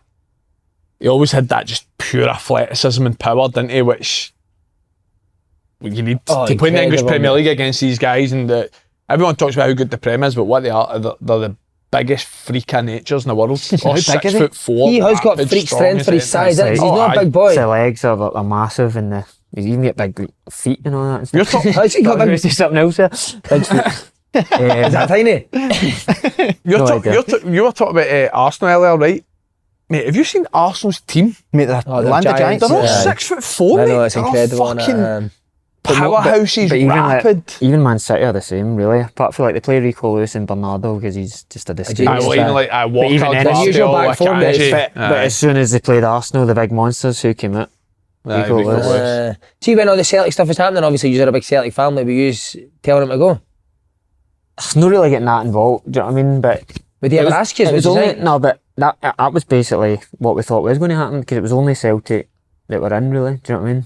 But I think obviously Celtic had wind of that as well. But I remember like the agent saying that if Villa get the transfer embargo sorted, they're coming in. But I don't know if they just thought that was maybe agent talk. Do you know what I mean? Because your granddad was chairman of Celtic. He was chairman, aye. That wee man. I know that was. I was just about to say it. What was he doing? Missed him again. Good guess. That was my mum's granddad. Was it? No. So there is that kind of affiliation with the family. No, of course. Growing up supporting them and stuff like that. That's just kind of what you expected. But Steve Bruce, when he signed, didn't he? Grealish was thinking about leaving, and I don't know if this story's true. He went, no, we're going to be fine. We're going to sign a boy John McGinn. Have you heard Grealish saying that? he says it. Something doesn't, and he's like, he said that, didn't he? He's like, who the fuck is John McGinn? Didn't he? Yeah. It's incredible, isn't it? Steve Bruce kind of seen that in him as well. Big Brucey. Big. Wow. He was flying in the shot. I always remember that goal. Remember that goal? It was the Sky advert for a while, the Chef Wed one at home. The volley. Off the underside of the bar. I was like Scholesy. Remember Scholesy scored that at Villa Park? Remember that? That was a belter, wasn't it? I remember Show some picture. I don't know, it's a pet peeve because I forgot, but out of the many people we need to tell one of the public's pet peeves. People that have to sit in the same seat in the canteen at work every time, even though there's plenty of other fucking seats available. Don't mind that. That is psycho behaviour, Aye. sitting in the same seats. I don't Fucking mind that rat. Right, link with John because they play Celtic at Celtic Park. That'll be one that he's, at Villa. Be one you go down for it? No, it's a Wednesday night, so we know not really any good. If it was the Tuesday night, I'd be able to go and I'd be able to go and come back up on the day off. But see, because it's Wednesday night, I'd just be a night, like proper nightmare. Be a great game like that. Aye, very good. Did you see the fight, the argument, because Willow said that Celtic can beat Villa? And then a lot of people saying, what's he talking about? They can beat Villa? Aye, at Villa Park, Celtic can. But there's a lot of people saying, what a lot of shite, how can Celtic beat Villa? I think in a one-half game, anything can happen. I think Villa are going to be favourites, but obviously, of course they can. I think they can, but I think they can. I mean, if I was putting money on it, I'd say I think Aston Villa, but yeah. They need to be at the peak of their game, wouldn't they, really? One of those. Mm-hmm. Like, because Villa's home record's unreal as well, really. Even last year beating City and Arsenal, didn't they? So Is he a genius? I tell you what it would be. It'd be a very good game to watch. I think it'd be a very good game. The way Aston Villa play. I think any Aston Villa game you watch is good to watch, innit? Because they play that mad highest line in the world. And Celtic have got players like Kuhn and Kyogo who can run in behind, don't they? Maeda, mate. Maeda as well, so it'll be interesting. Dortmund, again, another team said Dortmund beat 5-1 yesterday. Did they? Stuttgart. Celtic's next game. They got beat 5-1. Stuttgart. Young boys bottom of the league, mate. It's looking Young boys it's at falling in bottom of the league. beautiful the now for Celtic, really. Is that it? We need to get this insight off Emery, go because ahead. John said that he's a genius, didn't he? Aye, he said he's unbelievable. So what's the difference between him and other managers at John's? Because obviously he's had top managers at that Well, level. it's just it's a detail again sort of thing. A lot more on body shape and stuff like that you never Oh, that body shape's so important. never thought stuff that he's never It's thought dog about either one. properly. He's wanting the mother say body shape. I just knew there was something what in your brain there, innit? You see it turning, man. So is that in terms of how you receive the ball, just like defending? I think it's just the whole lot, whatever. But it's what he did say again. He says he gives them loads of days off, but Does he? when they're in, it's like Intense. long videos and stuff like that. Aye, but like he says, It's loads of days off. well, just like he just knows that it's Sunday, Thursday, Sunday. Like it's just constant, whatever. So he's dead generous and he sticks to it, whatever days off. But like that day you're in the day before a game or whatever is like long. He says, but it's working. See, that is the thing. It's all good being good at tactics and stuff like that, but you need to have that man management side of the game 100%. as well, where you're getting it right with days off with players, how you treat them, into. Aye. He's done so well. Did Emery, you man. see Pep in that interview talking about how they keep moaning about how many games they've got? He's like, it's not really, I don't really worry about their legs. It's just like in Mentally. here, like they get 2 weeks off every summer. How can you keep going? And I agree. Like John was talking about it with the Euros and that, about England. He says, look at England. Look how poorly they played. Look, their team's amazing. He says, but the Prem's so intense. Europe's so intense. In England, you can see it with English. Even says, look at Rodri. Rodri never came off half time injured and that. Yeah. Like gubbed and stuff like that. I said, Rodri's a machine. That's a good He point, says- isn't it? And Rodri's came out the new, first, ain't he? first start back for Man City injured at the weekend as well. Well, that was the thing. Finish what you're saying. That he's Oh came no, out. so Rodri's just came out there and said the players will end up going on strike with the amount of games that's getting played. So a fan's messaged me saying, can you ask the boys, because for us as normal people, that's a pet peeve, like we work fucking so many hours a week and he's moaning about having to play too many games of football. I don't think you can understand that point. Obviously, you're grafting for like a basic wage or whatever, and these guys are getting, I mean, millions of pounds. But I would try not. I mean, to compare it to that. Yeah, good point. I think it's just when you're talking about football terms for the quality level and for the players. Like the only thing is they have got massive squad now, so should the manager be using the squad a lot more with the amount of players they've got at the thing? But you're now talking about this Club World Cup coming in as well. That's going to be like the Champions League system. You've got the Nations League that they've brought in there now. So there is so many games, and I think for players, is the quality going to stay the same if they're playing all these games? Calvin Phillips has killed Rodri, on it, because he was meant to come in and play a cut of games, but he's dug shite, mate, so Rodri needs to play them all. Well, what do you think as players? I know you're not playing- Listen, if I think whatever we say here, it's not going to come across well and you're going to get caned for it, but it is true. Well, you don't mind getting kid, mate. And I Go get and it. Keys I a get sign, it. but Kane, we don't get the money they get. I know, Okay. but I get it. They're on fortunes, right? They're on fucking $200,000 a week. Or and we don't bite their horn after They're that. in Of like course we would. high pressure situations every single day. So it's like you said, it's like that mental break where you can go away for 3 weeks and forget about football. And again, listen, I can completely understand why somebody that works fucking 2 jobs all their life to obviously provide for a family will say, how's that a high pressure? But it is, let's be honest, like under constant scrutiny, constant pressure. I just so said, of course you would, anybody, of course, you would go, right, I'm playing every game, I'll take that job because I'm getting that amount of money compared to a normal job. Of course you would, but just when you're at that level, that is a hell of a... See, on that, has John ever had like a low point since he's been doing that? We all know how well he's done and all the highs, but has there been moments where he's been a bit... Loads. It just, football, and there's loads. They were right struggling in the Prem. Remember it with first year Gerrard, he wasn't came- Aye, well, there, aye. So they were, even the fans were right on him, the Aston Villa fans, that during that spell. And again, probably because he'd been made captain and stuff, you get that wee bit more on you. But it's just caught, even a season, there's so many, you forget. Was he a bit worried when Emery came in, thinking like, will he like me, will he I play think me? he says he had like a big long meeting with him, like Just and the he's two of like- them? And he's like, he felt as if, I don't know if I've answered these questions right, or do you know what I mean? But Right or Emery was wrong. asking him questions? Loads of questions, yeah. Loads. Do you know what, like? Just stuff like, what's your preferred position and all that, stuff like that. did they answer wide left? That's very fucking strange, Yeah, isn't it? right, recently, aye. No, and then he would ask questions like, you're scoring all these goals for Scotland, why not so much for Aston Villa and stuff like that. Loads of, I remember him coming out and saying that was well long, and I've no idea whether I done well, I done well or right. not. Yeah. God, I think Emery done that with everyone. I love Emery, man. I don't know if more it was just the ones that had been experienced or playing, or maybe, I don't know. I have no idea. Amazing. Right, Celtic, because we've been on for about 3 years now. 5-2. First things first, need to give a massive credit to Falkirk. Oh, brilliant. Played brilliant, didn't they? Breath of fresh air. Aye. Watch the, like I said, watch the sort of tail end of the game more than anything, but watch the highlights last night. And aye, brave. And again, it's like Falkirk have done what they've done last year in League One, and they've went into the Championship, no change, continued it. But then to go to Celtic Park, you're thinking like, oh, surely they're going to change. They're going to try and be a bit more hard to beat, a bit more compact, but no. Press Celtic for the get-go, try to play out for the back as much as they possibly could, create chances, go 1-0 up, go 2-1 up. So again, it's like it can be done. Debate, and there's no. I don't think there's a set blueprint to say if this is how you play against Celtic or Rangers, this is how you're going to win. It's what suits your team. What's your identity as a club? What's the best that you can get out of your players?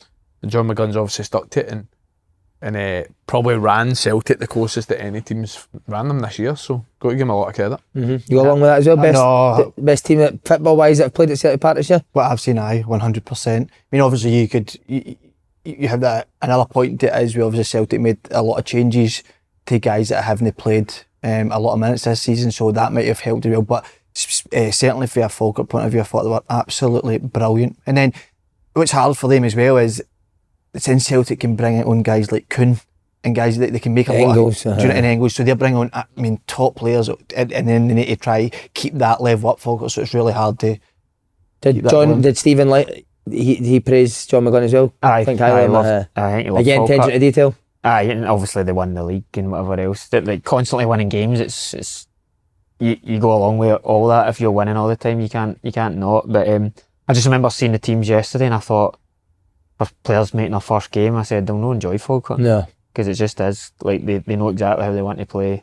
They're so good at it, and they'll just be glad that it was at Celtic Park and not Falkirk, because that'd have been tougher, wouldn't it? Do you think Rodgers got that wrong restarting?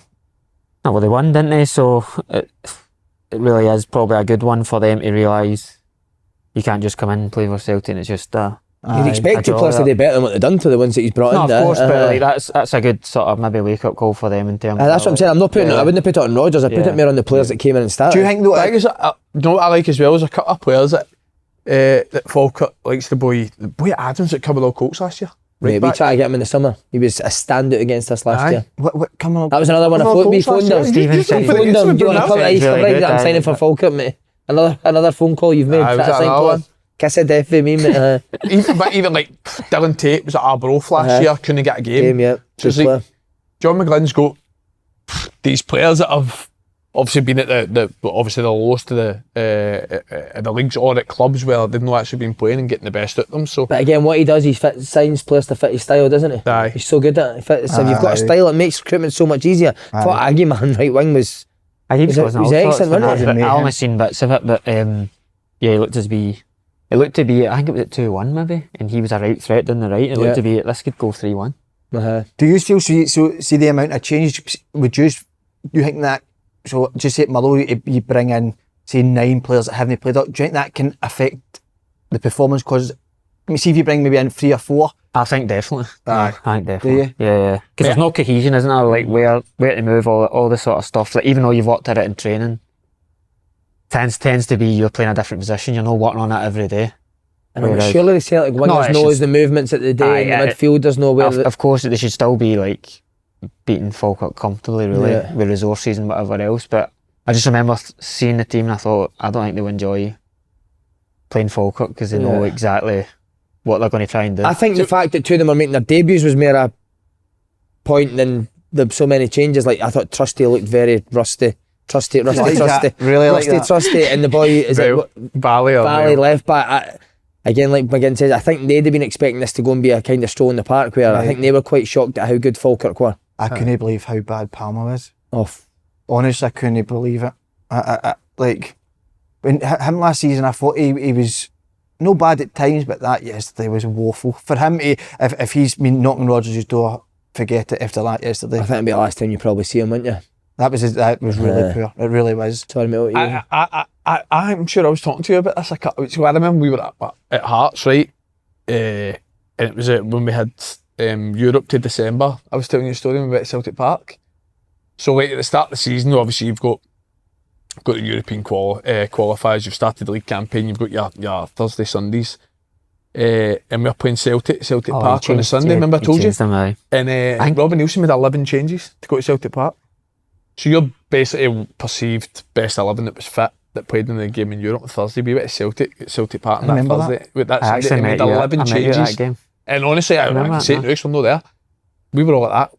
We're going to get absolutely humiliated here. Like, we're going to lose at 8-9-0. Genuinely, it got to that point because it was like, not even just boys that hadn't played that season, boys that hadn't played like in... Ross Stewart had only, like, Big Cheesy, the goalie. It was a good goalie, Big Cheesy, great guy, big guy, but he'd only played about 3 games for Hearts. He's gone starting against Celtic Park.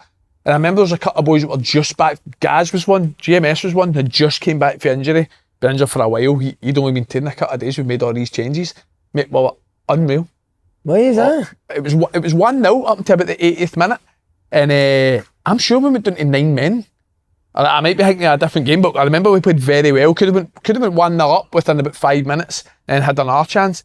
So it was like, for that, thinking we're going to get battered here, which maybe, I'm not saying stupid, but maybe helped in a way. Do you know what I mean? Like, the boys like, keep nothing to lose, just go out and do what you can. But we end up playing well. A lot of shit I said then. No, I still agree with you though. They'll take on Aberdeen the semis, who again flying, isn't they? I know Spartans are a good team. Like no, even a lot of Premier League teams. I know it's usually at Spartans, but they do struggle against some good manager. They've got a way of playing, but Aberdeen just looked like they battered them again, didn't they? They're just banging form, aren't they? If you're winning games, it just becomes a habit, don't they? So be a good semi-final that. No, they had a lot of chances based off of highlights, but I think a Spartans going to Aberdeen at POTY, it's about get through the first 30 minutes unscathed 0-0. The fact that obviously Gay scores for the set piece after that, Spartans maybe need to try to tweak their game plan a wee bit, and Aberdeen were just sort of cutting them open. But he's flying, isn't he? And he's been doing this without Clarkson, mate, who I think's their best player. He's back now. He's played Saturday, back, obviously Shinnie missed the game against us. He's back, so they've got options. I thought the boy, I forget his name all the time, was it Paul Vicera or something like that? The boy who made his first start against us. I thought he played well against us, and he stayed in, looked good again. Right. They've got a good depth in squad. See if you're getting into that game as Aberdeen though, like this season, I don't know where you can hurt Celtic at all, just looking at it. So for an Aberdeen point of view, where do you think they can, when they're looking at this game, think Sign that game in. Sign that game in for Falkirk. They just look back. They look dangerous at set pieces, Aberdeen too, don't they? Scored 2 set pieces against us. They're big boys, mate. What I will say is as well, if you're Aberdeen and you've won 11 games now at 11, then I don't care if you're going to Celtic Park alive, but you've got to play what's got you 11 wins at 11. That's the thing, he'll not be looking at what Celtic done a day, he'll be looking at what Aberdeen have done well, won't he? You've got to try and do what you've done at the start of the season and try and go and have as much possession as you possibly can and get your wide players on the ball. Have done very well for them. Then again, obviously set pieces have scored a few for set pieces this year, so I think it'll be an interesting watch. I think Aberdeen will have a go, definitely. Be a cracker. Motherwell played Rangers, return to Ibrox, return to form again. Look good, Rangers, didn't they? Aye, very good. Great to see it. I mean, it's brilliant. It just feels so much better at the back at Ibrox, so didn't it? Aye. Just that Hampden, I mean, it was just, if we went air it, but just the whole thing of that was just a lot of nonsense. Aye, what about Dessers' 2 finishes? Are you going to apologise to me? No. You humiliated me that time I said he'll come good. You humiliated me on the show. And do you think he has came good? Brilliant. Nah, but he does score a lot of goals though, didn't he? The second finish, a brilliant He's definitely finish. been good for a while now. Aye. Nah, he's been good. Aye, I think so. I think we spot. I thought he was good against us as well when we played him at the start of the season. I thought he was really good. I think there's a lot said about his link-up play that's miles off it, to be honest with you. No, but when he first came in... Is he mobile? When he first came in... Aye, no, he is. Is he? When he first came in, things were bouncing off him and all the time, and that doesn't happen anymore. But I compare it to a Cholak. He's miles better outside the box than Cholak was for me. Because I hear a lot of people today saying the same, didn't he? Cholak scored a lot of goals. And that's what they sort of compared it to, but he's got miles more to his game than a Cholak for me. And again, you're talking about, like, he's quick, mate, he's powerful, he's strong as anything. And again, don't get me wrong, he's frustrating at times in terms of that lacking consistency. I think the biggest thing is a sort of amount of chances. You're talking about the amount of goals he scores, the amount of chances he misses. He does. Again, look. On Saturday, he had a few. He should have scored 4 or 5. It's a good thing, though, isn't it? And it's a bad thing. Obviously, he's missing a lot, but the fact that he continually gets these chances is good. Boy, Barami looks good for him because he just wants to put the ball in the box early, doesn't he? And I think Dessers, he is good on. See that what the one touch finishes. It's when he's. Sometimes he takes 3 or 4 touches when you think just fucking hit it. Aye. But his 2 finishes are brilliant, aren't they?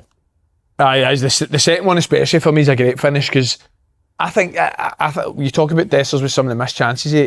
I think sometimes he's too composed. But sometimes he wants to take that extra touch and set, or then chop across the defender. He that chop all the time. Does that chop all the time? One, for me, that second, usually Dessers takes a touch there, 100%. Yeah. But he just obviously just guides it into the far corner. But I thought that the boy good now. He did look good. Again, I thought Rangers were really good, really comfortable. But I do look at Rangers, right, and I do think, see at the top level, right, when they're going to go and play Europa League or they're going to play Celtic, I do think they have a real lack of athleticism in their team. And again, this is so harsh because I look at the boy Bajrami and think he's a right good technical player. But again, no real pace or power or... Do you know what I mean? It's like, I think when it gets to these games, we're talking about Arsenal fucking all 6'4" and rapid and strong. I don't think... Again, I think Bajrami like looks Lawrence like a has not got that. He can't play that intensity. But I think Bajrami looks quite similar in terms of a lovely football player, really nice football player, and easy on the eye, technical. But again, I said this to you last week. See, when I seen Engels for the first time, everyone's talking about how good he was in the ball. But the big thing I was like, he can run like fuck. He's fucking massive. How powerful is he? So I think when you're talking about going to the next level and competing in the old firm games in Europa, they're the ones that sometimes sort of stands out a wee bit more, isn't it? This Malmo tie is tough, isn't it? Is it this Thursday? This Thursday, yeah, one of them you just expect Rangers to beat them, didn't you? But I bet you'll be technically very good. This is... Are they flying high? Are they doing well again? We've got a European... I've the Swedish game. Paul Terran, mate, saying it. I've the Swedish, but Paul who? We Paul Terran, Jimmy's bra. I don't really know much, but it's an important game, as in the games that are also in this group that Rangers are going to come up against. So I think, is it a must-win first game? Throw the question. I think when you see the fixtures that they've got, I think it's the most winnable out the away games. So I think it would go a long, long way if they can win this game. I tell you what it is I don't think they can lose. I really don't think they can lose this game. I think, but I do think they've got to go to, I mean, Malmo away. I'm not being funny, but if you want to go through and you look at the fixtures they've got, they have got to go and win it, haven't they? Really. But Malmo obviously put Rangers at the Champions League. Was it 3-4 years ago? That's how they signed Cholak. They scored 2 against Ibrox. Paul, what were you, see when you played Rangers a couple of weeks ago, what were you impressed with or no impressed with them? I was a boy Kearney that day. Remember the left footer? He was really good that day. I was good that day. I really... I've not seen much against Sods, wasn't he? No, the other side cutting in. He was the best player that day, wasn't he? But like again, they were well in control first half and then got nervy. So I don't know if that was no Ibrox or whatever. Hampden, quite new, all that. They got really nervy. It was like long throws and that from us were just causing havoc. But no, he was the best that day, and then even because he played a great pass for. He was on fire that day. I remember it. So he's only brought that up because he cleared that fly. That's why I'm skipping. Have they seen the last few weeks? Have you seen Rangers in more control in games? I think we've all everybody's. I think so. Yeah, definitely. I think that was the one. I think it was labelled. They didn't have. I think they've been as direct. It's more down the side. They're getting the ball down the sides. Definitely. Dundee United for the first half especially, and then gone at the weekend there. But Barron's been excellent. Barron is. I really like. Barron's been really good. Consistent, really good. Mate, isn't he? But I again, like you talk about athleticism, like he's just full of energy and it's infectious, isn't it? Like you can see he's proper getting out. He's composed, isn't he? Like that was who ran it against United the first half an hour. He was just getting it all the time. Really good. It's so important. That. Talk to Barron, how's that wee Barron spell going? Oh, for Badging. Talking about athleticism, last Ramblers. Talk to him about that run I made. That was incredible. Brilliant. And they won it. You left the ball on my motor, I know. I know, he was looking for a week, thought I'd lost it. That was incredible. It was how switched on the boys you were bouncing at, were mate? No, but I know this sounds pure stupid, right? But see if you went and done that down Buchanan Street, right? Oh, the ball's next. But not even that, it's bouncing off them, that, innit? They were fucking but SPL players. If you put 20 SPL players on Buchanan Street and done that, the ball would be on the fucking place. What the fuck's that? What the fuck? Calmly tore up Suggy Hall Street. They were fucking rolling when Stubbs back in. It's just in the city, innit? That take it. Way to pass everything, mate. I was brilliant. That was good. I tell you what, it was an alright enjoyable watch, mate. We need to really enjoyed it. By the way, is this a mad shout? I know I tipped number 4, but taking a McCowan out of that team, could Dundee find themselves really struggling this year? Because there's teams like Motherwell that are doing really well. Oh, because Trev spoke about how much a character he was in the dressing room. I noticed it on and off the pitch. I'm telling you right now, he was huge for them. He was so important for them, wasn't he? Just They didn't look the same team since I think Scott Fraser will be a right good signing for them. Yeah. I know he never really done that well gonna at say Hearts Hearts, last year, but obviously I still speak to the boys at Hearts and they all said he was really good. Like, Lovely left foot. training that he was good. He just obviously didn't quite get around the team, so I think he could make a difference for him. And again, like you're talking about, obviously if it was Silla, Leo Cameron, McCowan, right? Josh Mulligan's a good player as well. Like So it's You love him, didn't you, Mulligan?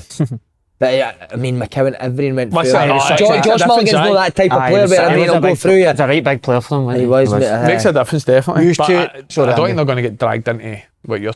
They know that. No. I'm starting to worry for them a wee bit. Did you say a third? Aye, third. Did you? No, but that was with McCowan. I can't Said fourth. shout you, man. Fourth, I You just said. said fourth. I really love the days that the Dundee dressing room lads come on. Talk to me more about it. What do you love The about it? days that you Paul, six. for your side, mate. Paul, did you enjoy that dressing room? Who was the maniacs in there? Oh, it was mad. We were just talking about this before. It was mad. Loads of experience. So we had like Simon McGowan, Paul McGowan, James McPake, Kevin Thompson, Gary Harkins. They're all a bit mad as well, weren't David, they? aye, that's it. It was like it was Constant, wasn't it? volatile, probably. Wasn't It it? was mad. volatile. Aye, but even then, like it was a right good team. Nah, Nah, we were good, mate. Huh? probably frustrating that after that 1 year that we didn't just build on it because we were probably maybe a striker or two away from being really good, Yeah. and it just kind of get broken up. But even at the physio, Oh, I am mad. I know, I am. Mad, aye, mad. Even that, he was mad. Remember getting your feet scraped every morning with a Aye. pair of scissors? No, I was telling him, so I had a back strain and he got me his house in Wishaw. Turned you upside down. I've been to that house. Turned upside down, did you get that? No, but he'd obviously said to his missus, Paul McGinn's coming or whatever, I'm going to grab a whistle. And when I whistle, Flicker. you come, and as if you're like, Oh, as if you're like a mate, see what would you like, whatever it is. So she's like so normal as well. She's like, you can tell he's just done this, man. He's like whistling. Like, come here. Cup of tea for the boys. That's what he was like, wasn't it? But he was funny. I liked him. Man. Aye, But no, it he was was good. but it was I just remember- another way where you didn't know what you're going to get with him. So the whole time about it was just mad. I remember being hung upside down in his garage and he shut the garage door and I was left in there in the dark. He said, I'm Like a leaving here for fucking 20 bat. minutes.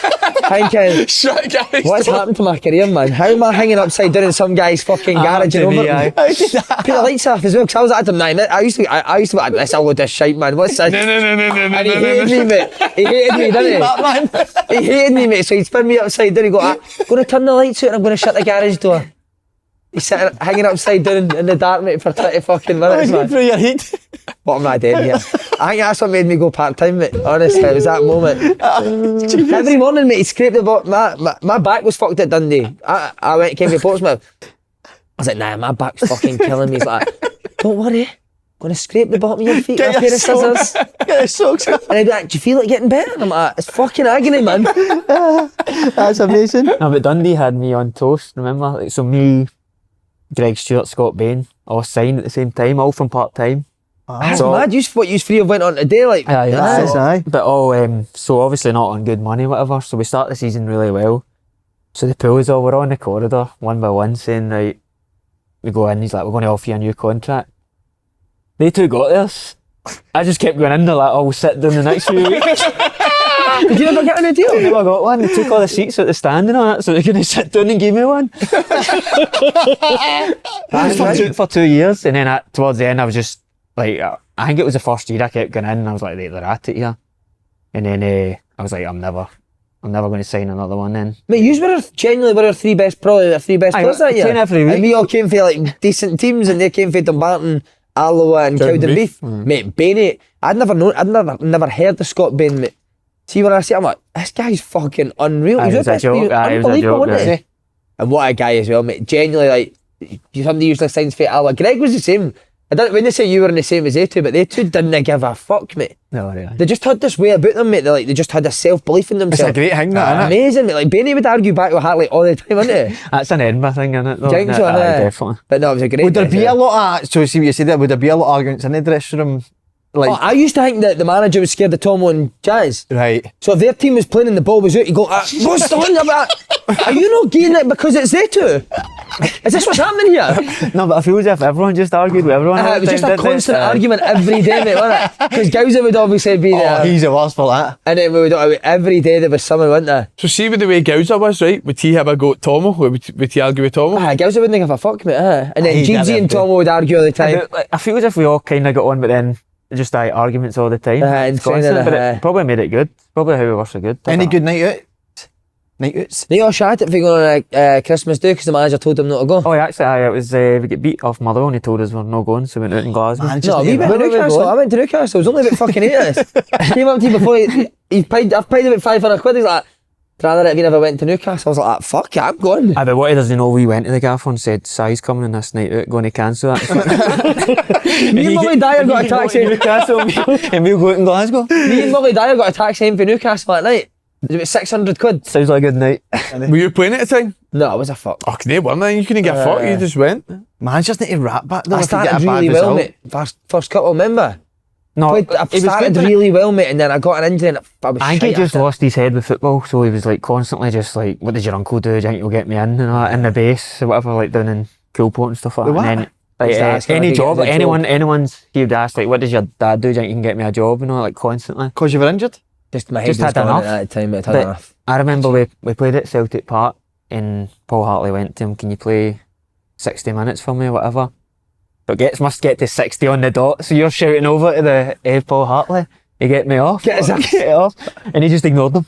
He just ignored them for like half an hour. And you played, you're good for the next half an hour anyway. I But wouldn't say I was good, mate. nah, Did you you play were. the 90? Played 90, I but played the think 90, but I felt like going to the manager, just tell me you're going to give him 60 every week and he'll just play the full 90. Aye. But he just lost, I think he just lost his head, but you were good when you played. Don't know if I was, mate. That's Aye, it, that's horrible I what think you're hearing. Oh, my head was gone at that stage. I think you played in a few of the bad ones, we get bad. Did you play in the Dundee United one or anything? No. 6-2. I think that was it, because you're the local boys. so Aye, you we get- caned, Did you play in that Obviously. 6-2? We played a German goalie, mate. Genuinely, I'd rather stick your man goals. I was suspended. We signed, Andy, I was suspended. we signed the guy. What was his name? Oliver Shank. Arvid Schenk. Arvid Shank, mate.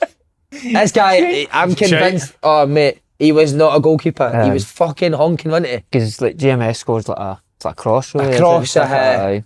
That was the only game we played, wasn't it? One game he Maybe played one ahead and he game, was aye. honking a shite. We beat Man City in pre-season, mate. We were absolutely popping it. Remember? Aye. Played Man City pre-season and beat them. Was it Mancini manager? Mhm. It's like Nasri and Kolarov. Nasri, Kolarov and that. It's mad the one that you're at Dundee, where your head must be at, that you're thinking, you're asking people about other jobs, isn't it? It's crazy where your Getting head hung must upside down in that garage, mate. Telling you, mate, that was a fucking low one. Man.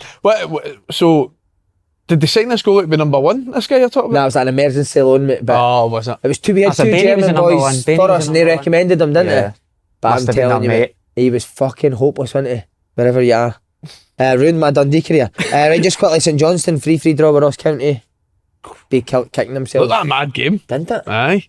Watch football, brilliant, man. Couldn't believe it when I seen Nicky Clark score that double and I watched the highlights. It was 2 free kicks. He's got that in his Fuck. locker, though, I didn't even know he took free kicks. Anytime we've played him, Aye, it would have the been boy Graham Carey normally, nah? Graham Carey or Cammy McPherson's took the free kicks. But to be fair, second free kick's a very good free kick. Aye. But Ross County, to be fair, they usually score goals at home, didn't they? So They do look alright up there, didn't they? Their home record's good. What about St Johnstone? We asked the Coop and Show boys this, but the last year's manager. What manager? Manager, lads, what do you think? I know. I was asking Liam Gordon, he's a St Johnstone fan, and he's like, he's not even sure at all. Would Lenny take it? It'd be a great appointment if they could get Lenny. I think. I think he would take it. I think he would need to now, mate. If he genuinely wanted to get back in, I think he would need to take a St Johnstone job now. Aye. Didn't I see him getting like a If that- Motherwell or I a? suppose that one Kelly. went quite quick over there. Yeah. Aye. I don't know. Like you said, it'd be a brilliant appointment for him if we could get him. But don't know. Would it surprise you if they go with Andy Kirk? Because it does seem that they were.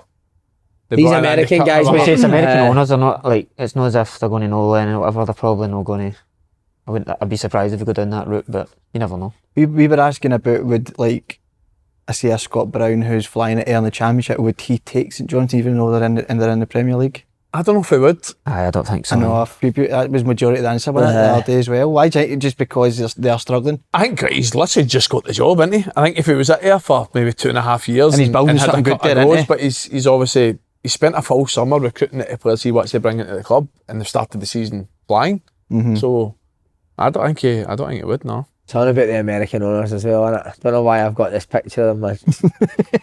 The way they are, do you know what I mean? You remember Nelmsy at Dundee? I think you're a great player, man. Nelmsy, we're signing my release form right now. What are you talking about? Your income's shite, mate. But I don't know if I'd like to work for the American football owners, man. Do you know what I mean? Do you get what I'm talking about? Nah. No, I know what you mean, because they don't. No, I'm listening to all of them, but majority of them don't really get the game. Their sport over there, their sports in general over there's fucking mental as well. Aye, it's mad. It's totally different. The atmosphere they don't criticise people, mate. It's all about the marketing, and it's all about a brand. Aye, there's loads of stuff like that at Hibs. What were we saying? I don't want to keep bringing things in for the cooking show, but Willow was saying about Levine didn't knock back the documentary, but he was saying Scottish teams need to start getting more into this. They're like backwards the thinking. Americans love it, didn't they? That's what I'm saying to me, Americans. So just say for example, Motherwell, would you be up for that? Probably not, to be honest with you. Would you know? No, but I remember when Hearts did that fucking documentary when Ross McPhee tried to dive in, he did a ball for and then he pays you cross. I remember watching that and fucking loving it, watching it. And although you're probably like laughing for the wrong reasons at times, like it was good to watch, wasn't it? His hair was on his face now when he was trying to header the ball, wasn't he? But I wouldn't. I don't know about you. I wouldn't really want cameras in your dressing room every day. I'd love to have seen Levine with that wee American owner on camera, mate. I'd fucking love to have seen it. Well, to be fair, the Prem ones are the all or nothings that I've watched. The Burnley owner, mate. Vincent Company could have just done that to him. Here, you shut up, man. You guys, we're doing great, Vince. Mate, you've got 3 points. I'm totally buying into this, Vince. Paul, would you enjoy that? I do watch them, but I'm just not sure how much. Like, they let them see what they want to see. You know what I mean, don't you?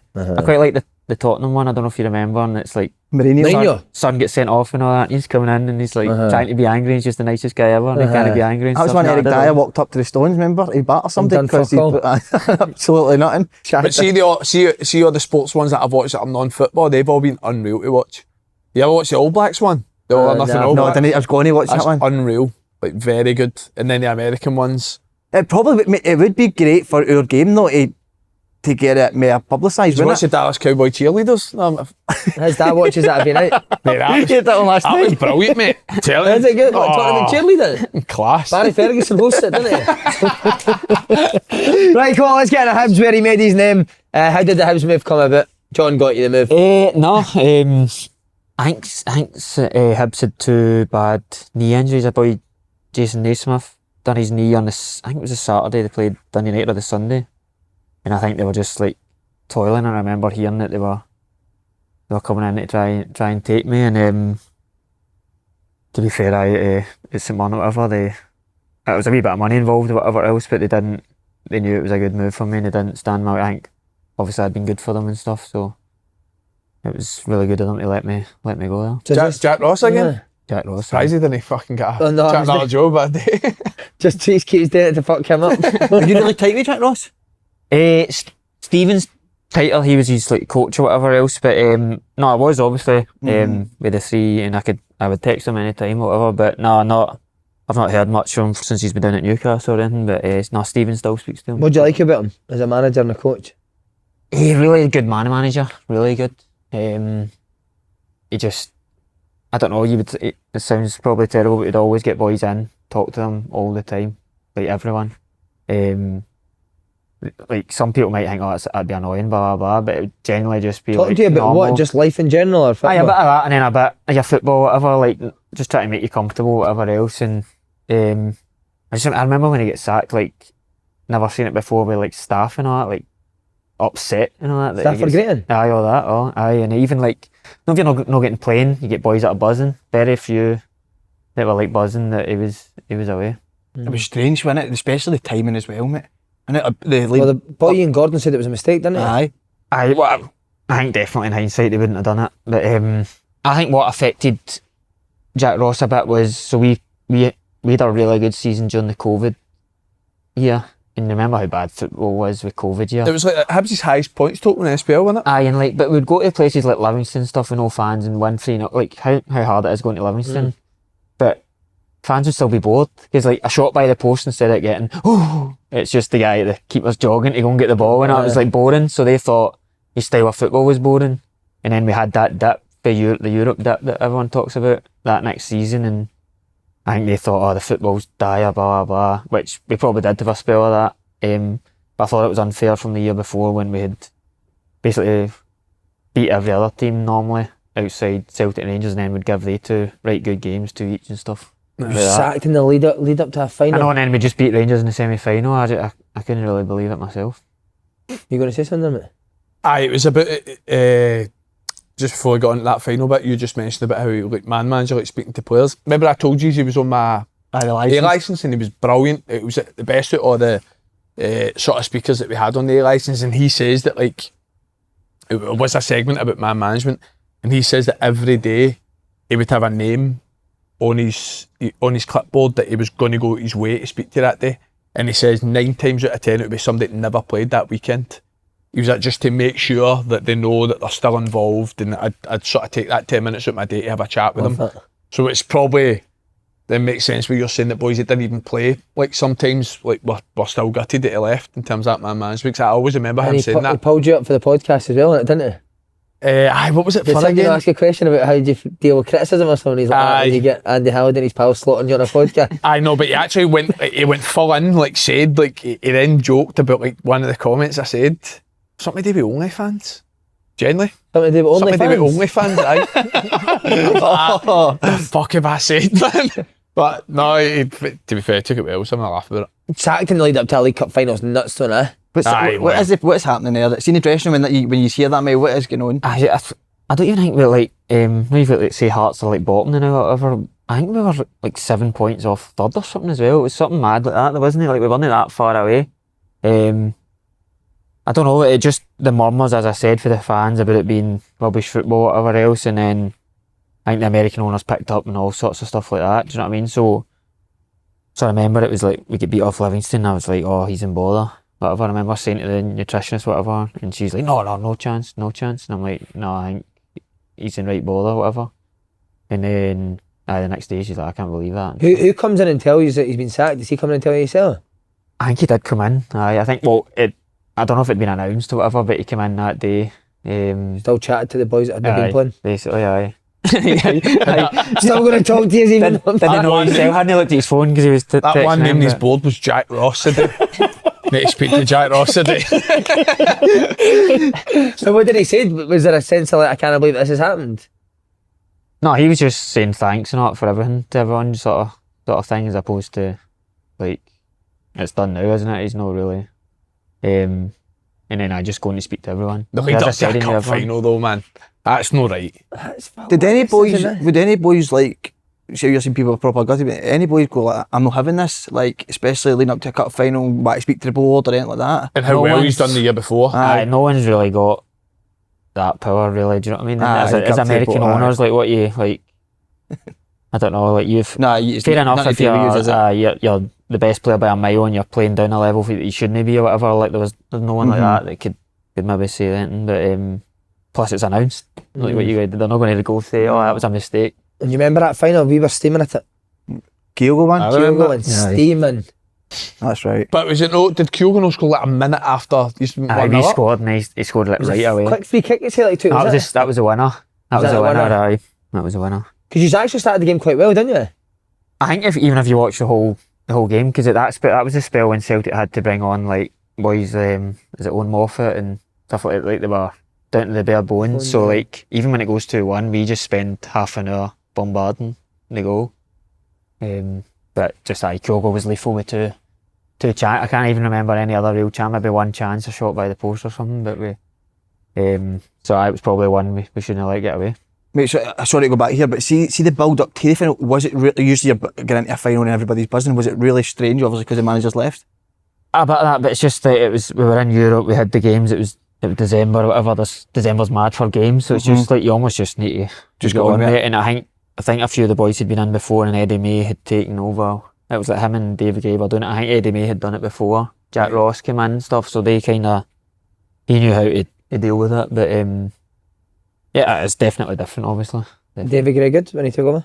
I remember he gave a really unbelievable speech before it. What was it? Listen, if I Was try this to the one tell- somebody else who said it recently?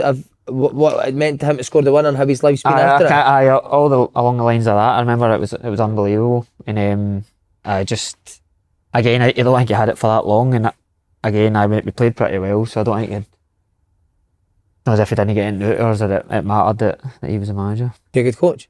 He was good, aye. Did he take the training, huh? A lot. Potts took most of it, but because he'd been the player, he was just. Do you know what I mean? I was probably learning his trade at the time. Yeah. And then Shaun comes in.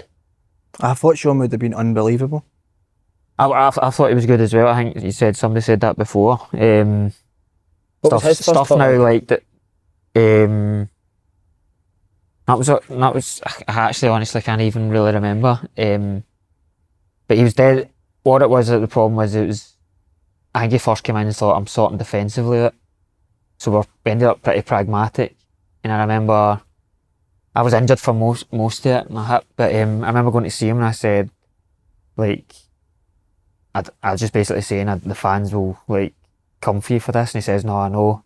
He says, but I just think with the personnel now, this is the best. And then in the summer I want to buy wingers. I was obviously a winger. I wanted to go and get wingers and whatever else, and he ended up barely. Don't you think he made this summer? Why did you go and say that to him? I don't know, I thought he was really good and whatever. He probably knew it, he would have known anyway, like, it's not as if me telling him that, but I just remember thinking that, like, you're almost as well with Hibs getting beat 4-3 then, do you know what I mean? 0-0, and because we had loads of things like that, 0-0 and stuff. Yeah. And then, but he's like, no, I know, it's just the personnel, I think it's the best approach or whatever, and I was like, yeah. Would he take everything, Shaun, coaching wise? No, he had a few other guys in, but he was dead involved, dead involved. Would he join in as well? Just the odd like set piece and all that. I think he'd had an injury. What, or he just something. whip a set piece in? Aye, yeah. 'Cause Delivered you the said he was joke a about joke. it. Aye, he was really good at, like, he did the odd one like that, but he never played five or anything like nothing. He didn't change, did he? Shaun, see his style of play, did any time he go, right, I'm going to change now? Because it was all playing, wasn't it, all the time, right? And it was becoming, I remember thinking it was becoming quite boring watching. Aye. But did he ever start to go, right, we need to change it? And Again, I had tore my TFL, so I only got honestly 3 or 4 games under him, so I can't really say if it properly changed. But he, I don't think, as he said, he was waiting to get wingers in or whatever he said. right. Your first game back was a semi against Hearts as well, wasn't it? Aye. Like, I'd been out for 8 weeks, and he just came to me and he says, I heard, like, you'd be happy to play this sort of thing. Can you do it for me? And I was like, aye. First game back, 8 weeks, semi-final against Hearts. How long had you And trained just a week leading up to it? I think it was like 2 or 3 days, aye. Fucking hell. But that sort of stuff doesn't bother me. It's a pure adrenaline as well, isn't it? So, Yeah. but we were actually really good. I don't know if you remember. Second but half, you should have won it. Hearts scored 2 unbelievable goals, especially Kingsley's goal. It's one of the best Aye, goals free you'll kick. see. It's like it's not even a free kick. He like rolls it, doesn't he? And then I remember us doing that free kick routine in training. Boys like, ah, fucking hell, never scoring for this. I mean, passing it to the wall for the wall to set somebody. That never scoring. Fucking, like you said, one of the best goals you'll see. Ridiculous. and the boy Sims scored one for outside the box as well. Did Shaun have a good, obviously I could tell he'd be a good coach. Did he have the other side, like you said about David Gray, like a team talk? Could he make you feel quite inspirational? I know he definitely had stuff like that because he came from Belgium and stuff like that. The respect's already there, isn't it? So you're listening. Maybe not the pure passion side of it. It's more like just Cam. Aye, like that.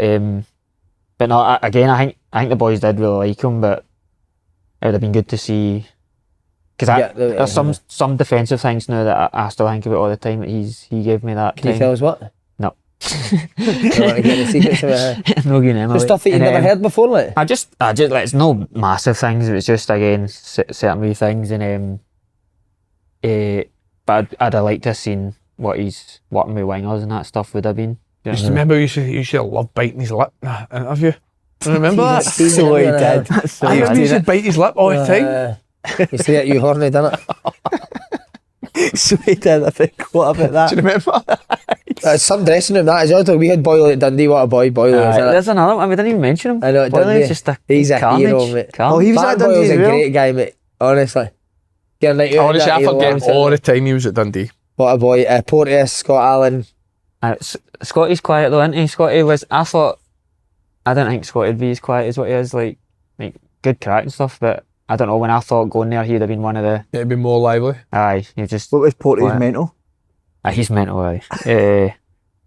Him and his mates are just mental, and I think he's calmed down now. I think going to Watford's probably a good move. What would he just hang about with his normal pals? Aye. You would like he grew up supporting Hibs and he stayed still with his mum and dad at the time, and do you know what I mean? So you would. Why Just would went you not? scrap my Hearts fans on the weekend. He loves I was the one after the Halliday, his mates. I was on his mate's shoulder and then Wonderbar and get papped out because I was pulling the light nail and the light nearly fell down. He was a hero at the Hydro, wasn't he? Took out Faddy, didn't he? It was brilliant. Actually, Oh mate, I forgot about that. That was brilliant. Faddy, at the Hydro. Like Porto, because of the type of player he was, like everyone else you'd sign for a club and they'd say, "Oh, I hate Porto," and I was like, "Well, I don't think you would. You'd like him. You'd like him if you knew him. Aye, just like that sort of player that." Were you there when he did the Gerrard interview? Aye, I was. Aye, that was the semi-final. Yeah, that was the semi-final. Final. Aye, And did he tell you that he was going to do that? No. What did they say again? Delute Cappy. Delute Cappy. Or something. Oh, it was copying. Because Gerrard done that a couple of it, weeks before, didn't he? But you love all that because he doesn't care. Don't I can tell. He doesn't give a fuck. Because Aye. he knew he was going to get... Rangers fans hated him, didn't he? But it's just mad because you just know it's going to come back to haunt you at some point. Do you know what I mean? But he doesn't care. I don't think. Was he one that you seen that could go and play at a higher level? I think Porto's really good. Really good. Aye. He's much better than the ball than people talk about as well. Aye. Like He's proper brave. He always wants it. I know. smashes it through the lines. But no, it's good that like you'd want that, and yeah, I think underrated. Who else was good at Hibs? Any other players that people didn't realise how good that are? I just like the usuals that always get battered in it. Paul and Louis, like They did obviously. get it, like, they got it, didn't But they? like that's just so hard. They were like always getting relied on because you couldn't bring in better. Yeah. Do you know what I mean? Like that's not on them. And like Joe Neal was good. Kevin Nisbet was good for us, especially the first year he was on fire. But I just even like Murphy that was there, so it was like It's a good team. we were a right good team. But I don't think even like, again like Jack Ross didn't get the money that the others got, sort of thing. So it'd have been good to see how it'd have done if we had that wee bit extra money that they got. That's the same that like we've said about even boys at Rangers as well, innit? Like it's not their fault they're relied on every week because you're signing boys every summer to take their place, but they're no better when they come. So like Lewis Stevenson, Hanlon, they were that for about 4 or 5 years, weren't they? Yeah. Criticise all the time, they need to replace It's them, just but you bring them just in, the guys that you're constant, bringing in like aren't as good. So we keep playing. We see Lewis Stevenson's goal at the weekend. Aye, unbelievable. Fucking hell! Brought in a couple of cracking centre halves over the years, haven't Goodness me. they? Hamlin must be like, I'm going to need to play again this year, man. Fuck's sake. Another year against Kane. Fucking 39-year-old man. So Stevie Clark, did he call you up in October 2022? It's right in the heart of COVID because I remember it was like 2020. 2020, is it? Is it? Right, I'll Is go that start right? again. Stevie Clark called you up in 2020, mate, but you never got a cap, did you? No. Still, that's unreal. He could still call you don't on, Suppose mate, when innit? Paul Down says that cap will not suit you with the ears. So we're just going to Be the Scottish Cup again. Maybe gone for, part time, maybe Great going story. to chuck it and then Oh, I know, called, aye. that's unreal, mate, innit? No, that's did he the phone best. you? No, it was Graham Jones, I think, that phoned me. I can remember I was on the drive back for Hibs and we'd just been battered. No, like when you get the international week, you get like a Tuesday and your team just gets absolutely battered because you're getting the weekend off. Oh, battered as in run? I ran. I think I did like something 10, 11k, and then I got a phone call saying I think it was something like Tierney and Armstrong or whatever had been like close, and one of them had get COVID. Says we're going to call you up. Wow. And I think if somebody had phoned me as Steve Clark, I'd have just been like you're at it, because it was Graham Jones or whatever, and John's like, I'm like, John, this legit, and he's like, aye. And but see, I think it was it was Czech Republic at home or something, and Sods, I still batter Sods for this, goes down, holds his calf, like or whatever, with like half an hour to go. So I go to warm up, and he held it the full 30 minutes, but he's like, no, I'm fine. But then kept doing it, so I'm warming up. I warmed up for 30 proper minutes. Do you know what I mean? Knackered. But I know he never. You think he just came 5 off, minutes innit? to go, man. Oh, that's too much. Come off. But Were you trying to do him on the bench? Fucking come off. I'm getting at the full whack. Do you know what I mean? Like they're a lot. Oh, mate, he's got But, it. And he stayed on for the full time. Still stayed on for full time. Then I thought that's my chance. Gone. Do you know what I mean? Were you rooming with John when you went away? Put bunk beds in your room, didn't they? The same ones for the house. Me and Andy D love this question. Who were the players that really impressed you when you were away, training wise? Oh, I will. So I think I went in between games the first time, so it was like Ryan Fraser was really good. The five-a-sides, that wee low centre of gravity. He was good. Kenny was good, and Billy Gilmore was pretty good as well. Kenny McLean. Everyone says Kenny McLean gets it every they? time, man. Kenny was good. He would be one. I knew Kenny He'd be a player that Peter wouldn't realise how good he was, I thought. Aye, said it to you. Aye. Dead underrated. I loved him at right backs. He'd actually pass the ball to a midfielder, mate. But I mean, like, right backs just want to hit that fucking channel constantly, didn't they? Curly one to nine. Curly one down nine, just get rid of it, man. But he would actually like to play. That was what was most pleased me about. I went into training and I was good. Oh, so you felt like you held your own at squad? Like, do you know what way? Like, you're nervous wreck, so you could have just blew up whatever, but I thought I was good, and I thought, like, because you know what it'd have been like up down the country, they'd be like, Paul McGinn getting called up, what on earth? Like, it was just what you've said. Do you know what I mean? Like, there's no way he should get called up. It would have been. And then once I felt comfortable once I'd trained, and like then I started to feel comfortable in the place. Do you know what I mean? I felt a lot better. Did you sit next to John at dinner and all that? So, honestly, you probably didn't want to do that, innit? No, I was probably trying not to, because I'd just get battered for it. Do you know what I mean? But I knew a few. There was a few boys that, like, Kenny had been with, Kenny McLean had been with. I think Porteous might have been in as well already. So there was a few that I already knew anyway. So you did get a first cap though, 2021. Amazing. 2022. 2020, you got called up in 2022, but your first cap was in 2021. So even that one was I love COVID. COVID got me that as well. So because Robertson had started to play for Celtic, I must have been with Ange, and so somebody pulled out. I don't know if it was Patterson or whatever, and he get called up. Robertson failed a COVID test in the hotel or whatever, but he had to leave, and then they phoned me.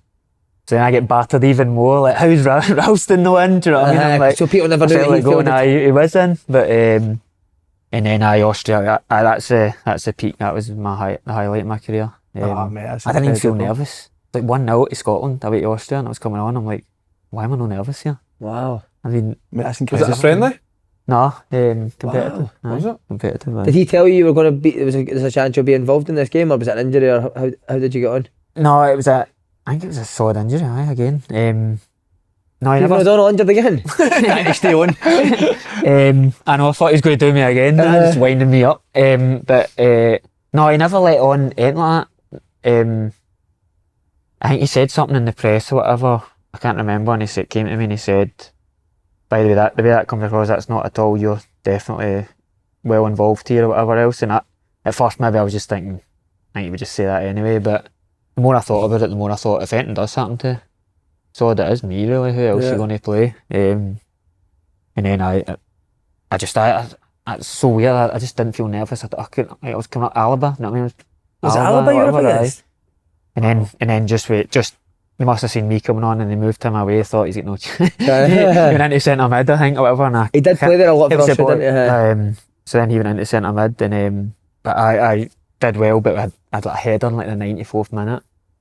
And I go to head it that way, and it goes like right into the mid, like not into the box, but like right into the middle. I was like, please do not do anything for this. But It's the worst. Mate. apart for that, no, it was just amazing. Felt so good. Yeah, actually, see when you do make a mistake in a game, I don't know if you're the same. Slow motion, mate. You've got in your head, they can't score. Please didn't score. But there was one for me at the weekend there, Friday night. Sodsky's is a fucking hospital ball in the middle of the pitch. And I go to take a touch, but somebody shouts man on as soon. So I looked and I'd seen that, I can't remember if it was Lennon or JT was in the pocket. I went to flip one into them on the outside of my foot, missed the ball completely, went straight to the winger there, running out of back four, and I'm like, don't you dare score! So I'm running back, they can't score. Have you had one that has led to a goal? Oh, millions, mate.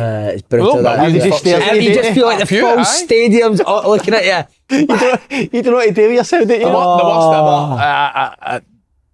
I don't know if I think I've definitely spoken about it before. The one at Tynecastle with Jamie Walker when fucking I can't remember if Wes has caught the ball. We're playing out for a goal kick, but like I'm side on to receive the ball off him, and I've scanned my shoulder and like I've let the ball, instead of take a touch, I've let it run across me because I've scanned, seen nobody's there.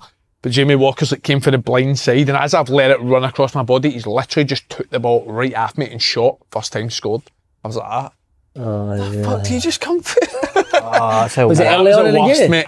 No, I think what was even worse is that was the game we lost 4-1. And I think we were getting battered. I don't know what the score was, but we're definitely getting beat at the time. But that was like, oh my God. That is horrendous. Paul, how was Steve Clarke with you and like as a coach manager?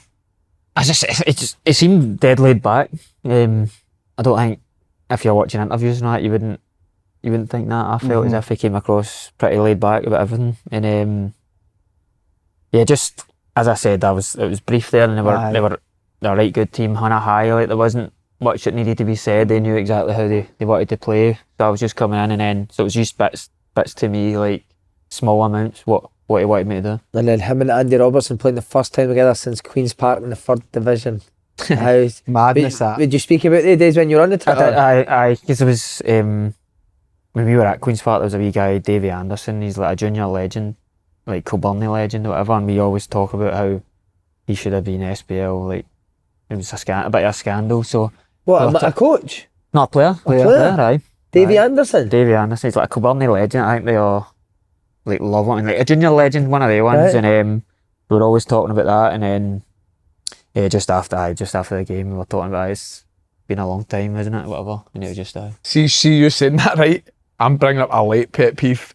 I hate when people say stuff like that. My wee brother says it all the time about boys he's playing at junior level. He should have been SP. I was like, fuck off.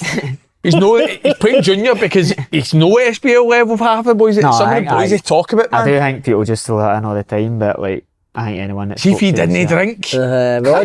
What drink? Exactly. Mate. Fucking get him all the time, man. And you and your brother on the same pitch as well, that for it? Aye. Was all the family there, mate? No, in Austria. So I think it was like Scotland only got so many. Again at the time, just coming out of COVID. my favourite disease. Favourite disease that got me on my cap. Where's the cap now? I only got it about a month or two ago. What? So I can't remember what it was, but like maybe because we were abroad or whatever else, they weren't prepared, and it was only I don't think I'd ever have got it because I never said, and John said I said it in front of John recently or whatever, And John sorted it? and John went and must have said to them, I got it. Cat was Sent still in lockdown, wasn't it? Lockdown. Had Robertson's name on it. Just scored it. Is there anything else you want to ask him? Well, I should have prepped him earlier, but we never done the fucking best 11 with Trevor Carson. I was raging. Oh fuck, I'll get him to text us and I'll tell you it next week. So, what's your best 11? Oh no, what like played with? You can put the Scotland boys in, obviously. That's going to be 4-11, right? Scotland. Nah. I know I can't really be doing that. I in goals. Who would I have in goals? Shank. I probably Bainey or Kells probably. But you need to pick one, you can't play both of them. I'll just go probably Bainey that year, wasn't he? He was a disgrace that year. Left back Andy Robertson. Porteous, definitely. Probably Ian Evans. Did you ever play? Ian Evans, He was a manager good of player. Bolton, Where'd you put him? Chesterfield. He was good, I remember. In fact, when he gets on, I got you to move to Chesterfield, you bastard. And I took them down. How? He was, Dundee were fucking him a bit with a contract, As I said, Taylor. right? And I obviously thought he was a good player. So I've fucking phoned Danny Wilson, who was my Swindon manager. Is he looking for a right back? And he says, well, actually, and I says, well, you should sign Paul McGinn for Dundee. Took him down. Danny Wilson got sacked fucking 2 weeks later. But I did, they got me moved to Chesterfield. I liked him. Did your agent get a fee for it? I don't think so. Did you get a penny, man? That's a penny. Fucking hell. I'm not even a thanks, but To be fair, that was the only bad injury I've ever had was down there. you went down there and got injured It's straight just away, pretty that's much right. all year. And then they went down. I went down. I came back up, tail between my legs. No, all of us can go down to England and do well, mate. Just me, you, us three actually. Yes, sir. Us three, man. Right other centre back, Ian Everett, right, and then right back. Who would I have right back? You've got to put yourself right back. You've been playing right back. right back. Captain? No me. No. No, not me. Who's my team? Understand you. Probably go really like playing with Greg. Stuart. Aye. Oh, brilliant, man. Out in the, Yeah, he he's can good, go out in the right. Probably be Kenny and John, aye. Kenny McLean and In the middle of the pitch. John, aye. You play a 2 in there or 3? Probably it might be a 3 with the strikers. Then out wide. Who would I have out wide? Muff was good. We need his best lap. Muff was good, but he was injured at Hibs, wasn't he? I've not got a generally Boyley there. Boyley was good, aye, but he's a right, and he couldn't play in the left. I suppose I could maybe put, but Greg was good in the right, and all. Greg's better on the right, cutting in. Would you could play Kenny and John as a 2 and Greg in at 8 and Boyley 10, Greg 10. I'm just fitting in, couldn't I? I'm just Greg fitting 10, Boyley on the right. Squeezing in. Can't squeeze Greg in anywhere, mate. Cy Ferry, where am I putting you? Is any of these 2 made it, mate? Coach. This would be amazing if none of them make it. I tell you not right making now, I'm it. still waiting for Lennon's got to be on it. What about Tomo? Put Lennon, Kevin I probably Thompson put there. Lennon in. You could put 3 of them in the middle there and put John's a left mid now. Aye, John left. I put John left mid. Tomo could have been, but he was injured He was a lot. injured a lot that year, but he was brilliant, wasn't he? Aye, Who we was still good with player. positions if we still to get? I thought Gowser was good, or Aye, not? Paul McGinn, brilliant, mate. Gowser. Striker. And then up front, that's probably the hardest one. Striker. Is this just after Nisbet. cuff? Have you prepped Maybe him for aye, us? probably Nisbet. Aye, probably that year with Nisbet. And manager? A joke. Jack Ross. Jack Ross got to be. That's saying Take me everywhere, aye. Take me everywhere. That's one, your probably favourite. Food. Favourite food starter, main dessert, last meal ever. We Last used to meal have a ever. food club at Dundee, so we'd Aye. all take turns every week picking a different restaurant in Love Glasgow. that. Aye, Who was it? Me, you, Greg, Stuart, Pizzo. Piece of Mac. Willie took us to Willie Frankie Dyer. and Benny's. didn't Well, he? do it You're dying tomorrow, but no with COVID because that will never touch you. So starter main Yeah, dessert. switch, I think. Starter. Tells you a lot about a person, this. Well, doesn't aye? If he He's doesn't all mention Gherkins, he's telling lies. No, there's no Gherkins. There's no Gherkins in it. The beef with the pastry, what do you call it Beef again? Wellington. Beef Wellington. Amazing, That's mate. my I love main. beef I could go Wellington. that That's my anyway. main. Mate, go to Glasshoe in the I've tin never for- had beef Wellington. Mate, it's amazing. Oh, I went and I was How I didn't get it. I was that close. I just went. I was like on my own for they did like a fresh onion soup or whatever. I just get that. That's what I had French onion soup with the I beef just get Wellington. that. But I was like, if I had longer, I'd have got that. You went on your own? I had dropped somebody in the tune or whatever. I can't remember. And you I just went for food sorted- yourself? Aye, Don't selfish mind food's it the at all. best. Don't mind it I at all. don't mind either. What, in a restaurant? Oh, it depends what restaurant. I'd go into Nando's myself. Yeah. Maybe not a full sit down. Beef Wellington. Started at, I'm beef Wellington yourself. I thought beef Wellington. Feeds him at 12, mate. He's sitting there himself. What was it? So was your starter French onion soup? And then no, that was just right there. That was good. Now my starter's probably, I don't know, see like ribs or whatever done well. Probably go that. I'm just going pure meat here, you know. And then dessert. what you having with your beef Wellington? Gherkin. Just a big gherkin. One big massive gherkin. I know, like a nice creamy mash. Aye, nice creamy mash. I like the Bernaise sauce and all. I like that. Tender stem broccoli. I go something like that. Aye. Fuck Even though you've taught me into that. You love your grub, mate. I love tender stem broccoli, mate. You just put just broccoli pick on his my plate meal, for aye. that in there. And dessert, I could have all the desserts. Sticky toffee, mate. Just let it be it. Aye, probably is. Aye. That's Probably Is a it lot is. of sticky people toffee? And then But alcoholic I drink. Your hate alcoholic when drink. it's not done right. Your alcoholic drink. I'm hooked Guinness in it. Oh, amazing. I had a couple of Guinness yesterday, the Kerrydale sweet. I like a Guinness with a bit of black currant tap it.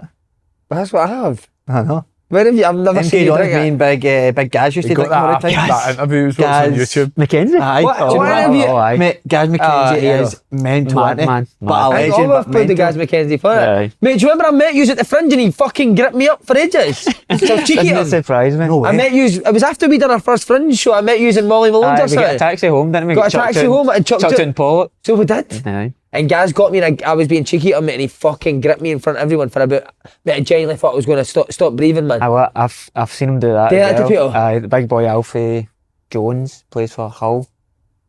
And like, we had fancy dress in Newcastle and somebody said he'd proper gone for it. It was Napoleon or something like that. It was like, he looked $1 million. It was brilliant. But like, as soon as we go in, the vote's got to be Gaz. But then the first person to vote was Alfie and he just choked him out.